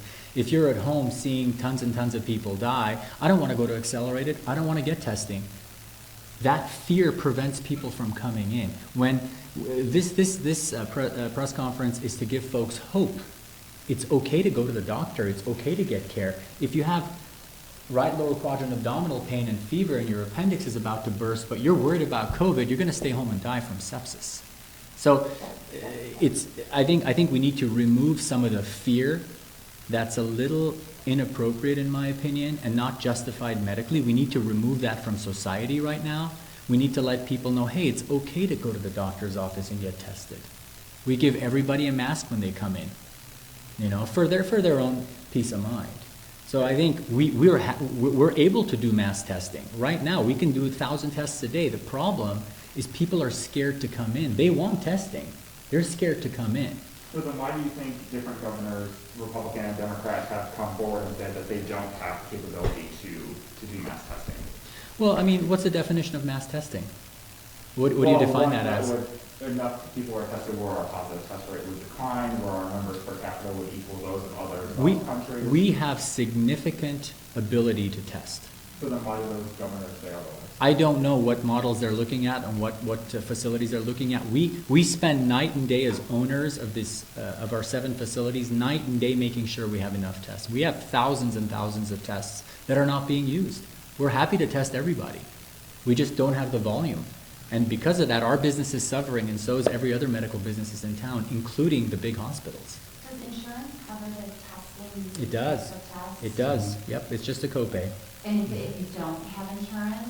Then our fees are very, very reasonable. It's $175 before 5 and $200 after 5 and on weekends. For all 3 tests? Yes. Well, the lab charges you for the tests. For our doctor to see you, for us to register you, for them to examine you, the evaluation and management, that's the fee. The lab will charge you. We don't know what the lab charges. I think it's $60 to $70 for the lab fee. But the insurance covers everything.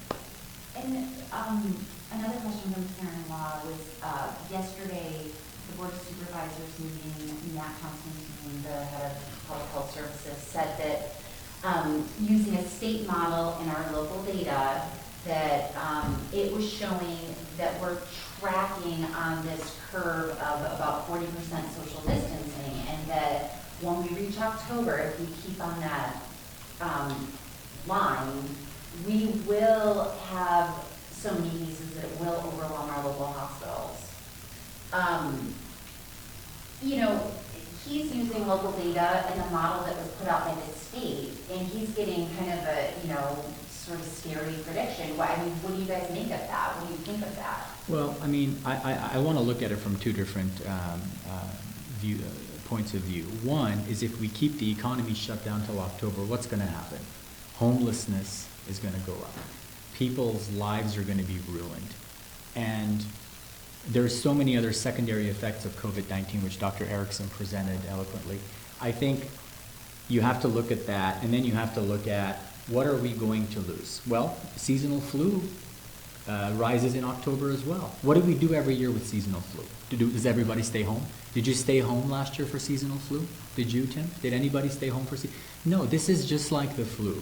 Because it's unknown, it's not. The flu has been killing people for 100 years, since 1918, since the massive pandemic. But the flu is just, we know what the flu is. It's familiar to us. So we're not scared of it. Oh, it's just the flu. I've had several patients in their 30s and 40s die in the ER when I used to work in the ER from the flu. Oh, it's just the flu. But if it's coronavirus, it's coronavirus. We all need to be scared. So it's because it's unknown. The unknown always scares us. So in my opinion, what are the risks? What are the benefits of social isolation? And we think that the risks of social isolation are too high. You guys own and run this facility, is that correct? Mm-hmm. We have 7, yes, all of them. Yep. What would you say to critics who would say, well, they've got a stake in this game, they are pushing this data, or their representation of this data because they don't want to lose money? What would you say to those folks who say, I'm going to believe, maybe someone else who, the wider world scientific community who says these 2 doctors, despite their, intelligence, they have an ulterior motive? What would you say to those people? Talk to ER doctors who have no ulterior motive. They have the same viewpoint. There's a post today from a doctor from Wisconsin. I encourage you all to read it. I'll share his story with you. It is exactly what we're saying. And he eloquently displays, he's an ER doctor. He says, I'm walking into this war zone. Our ICUs are empty. I'm scared to go to my own place of work. There's no patients, but we have people in hazmat suits checking my temperature as I walk through the doors. He's like, something else is going on here. This is not about science, and it's not even about COVID. When they use the word safe, if you listen to the word safe, that's about controlling you. So when I talk to all my ER doctors who work in a hospital, no stake in the game, same opinion. That's how I'll answer your question. We all have the same opinion. So then you say that the hospitals are losing money right now, most of them. But at the same time, you said earlier that doctors are feeling pressure from hospital administration to put COVID down as a reason of death, which would presumably instill more fear in people. Doesn't that go against that whole line of thought? Why would they do that if it was going to cause more fear and cause them to lose more money? Exactly. There's something else going on, and that's a different discussion. We don't know. I mean, we're just here to present the scientific facts. That's a political discussion. So you think some hospital administrators are undercutting their own bottom line? We're presenting the medical data here. I mean, what I think about politics is irrelevant. We're presenting the medical data. We need to stay on things that we can answer intelligently, which is not why does a CEO of some hospital in Wisconsin do that. We need to stay on the topic of, do we need to shelter in place, and does that make sense from the microbiology knowledge we've known for 30 years? The sciences haven't changed. We live our life in the life sciences. Biology, biochemistry, microbiology. So everything that you're asking us goes against that sheet of information. Why people do things at a hospital is not really our area of expertise. So from what we've seen right now, it's time to open back up. The science says it is. The models we have been using from predictions to predict the amount of disease are not accurate. This information is accurate. It models the flu. Let's go back to work. That's what the data is saying. Not models. Data is saying that. Would you say, though, that, I mean, like a situation in New York City, that's not like a flu? I mean, the hospitals there are completely overwhelmed and swamped, and people, working in the ERs are dying from this. So, I mean, that's not just a flu type situation, right? Look at Italy in 2017. Hospital systems overwhelmed, people dying. Overwhelmed system from the flu. This happens from the flu. If you've been working in the ERs, I've seen multiple people, hallways full, people dying, news media there, stories going on from the flu. This does happen. This does happen. It's not just the flu. It's the flu. That's what I mean. That's exactly what I mean. People think it's just the flu. It's just coronavirus. What's the difference? You're used to the flu. You're used to saying it's just the flu. FLU, influenza, is something we've grown up with. You're used to it. You're used to it, right? If somebody commits suicide today, you're like, yeah, that person committed suicide, it's awful. Or if somebody dies today from the flu, they died from the flu. It's awful, terrible, but we're used to it. We're not used to coronavirus. Not used to something brings fear. Human beings don't like change. I just, from the things that I've been reading, even, doctors working in the ERs in New York City, I haven't heard any one of them saying, oh, it's similar to a flu outbreak. They were pretty impacted by swine flu in New York City, but I haven't heard anybody really say, oh, it's just like swine flu was. Have you? They're getting hit hard. They're a hot zone.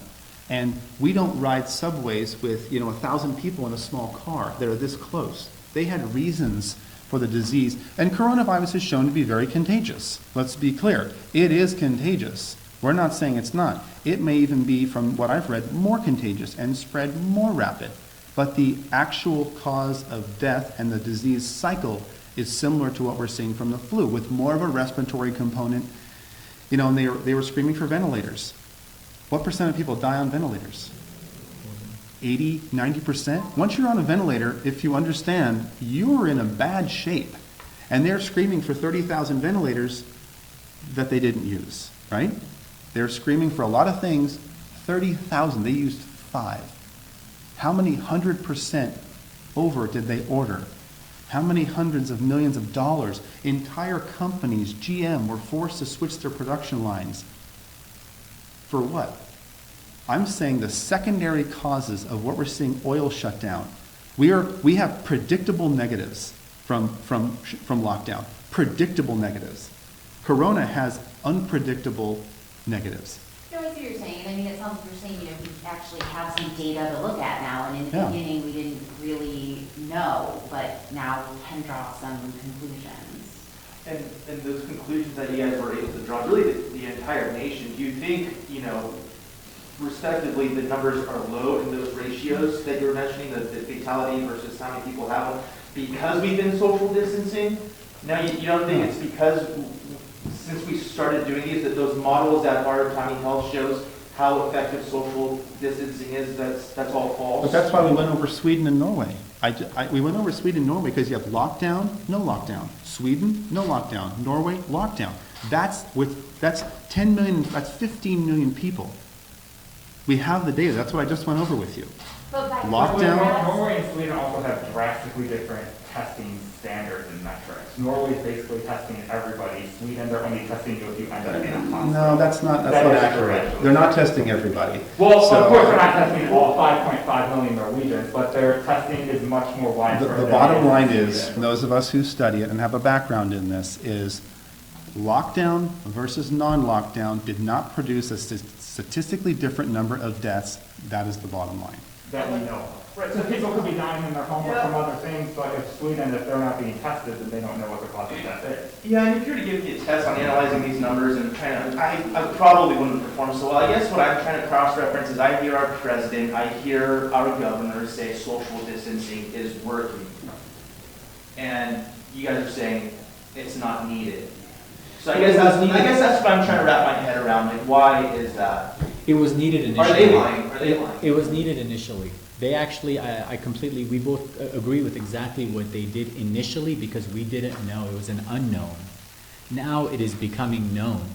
Initially, when you don't know something, you're extra careful because you're fearful.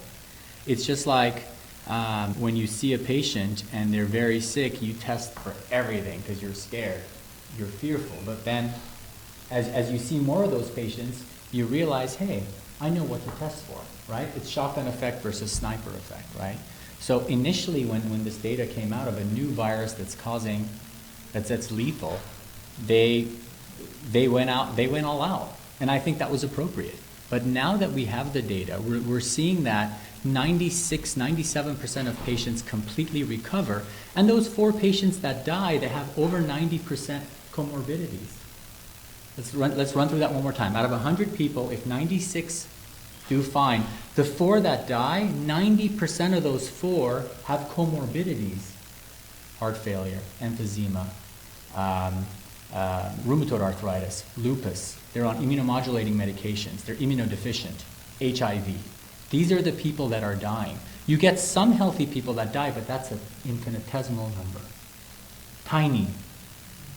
So, and you think that differentiation of the conclusions that you doctors are drawing versus them is because they are academics or something along that line? What you're saying? Well, I think we're in the weeds. We work with this every single day, and the numbers don't make sense to us. And they don't make sense to ER physicians and physicians all over the country. It's not just us. Okay. So, and then my final question, just to make sure we get it right, I think you guys did this. Please get your first or last name, your spelling, please. Your first or last name, your spelling, please. Thank you, sir. Dan Erickson, that's DANERICKSON. Perfect, thank you. Artin, ARTIN, MASSIHI. Awesome, thank you guys. Thank you guys. Thanks for your time. Appreciate it. That was the briefing. That's what YouTube didn't want you to see. Because they dared to push back against the narrative. And the narrative is stay in. As I wrote in chat, the media so wants the Wuhan 19 to be deadly, deadly, deadly. It's going to kill everybody. Oh my God, we're all going to die. So y'all have to stay inside. Actually, I think what part of it is If New York has to do it, and New York is the bastion of leftists, but if New York has to do it, well, by God, the rest of the damn planet should have to do it too. Because why are we getting picked on?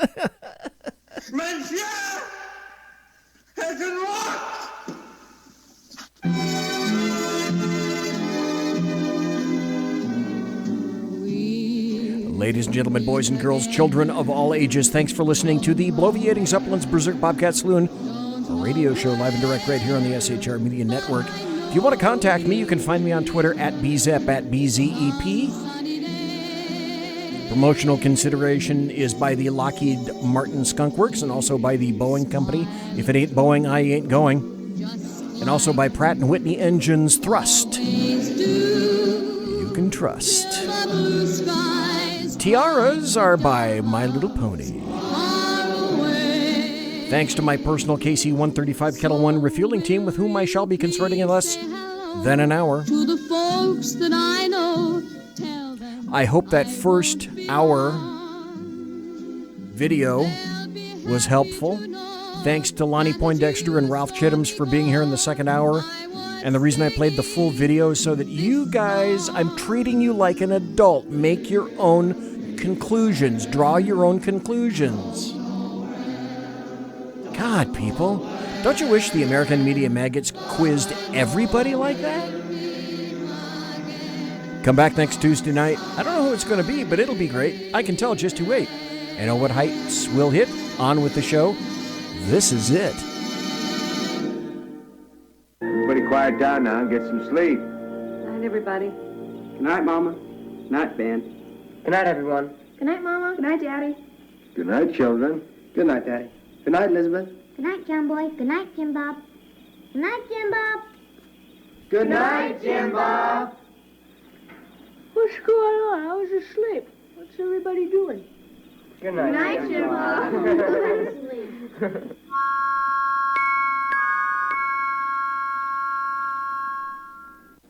Good night, and good luck. Now you know the rest of the story. That's all, folks.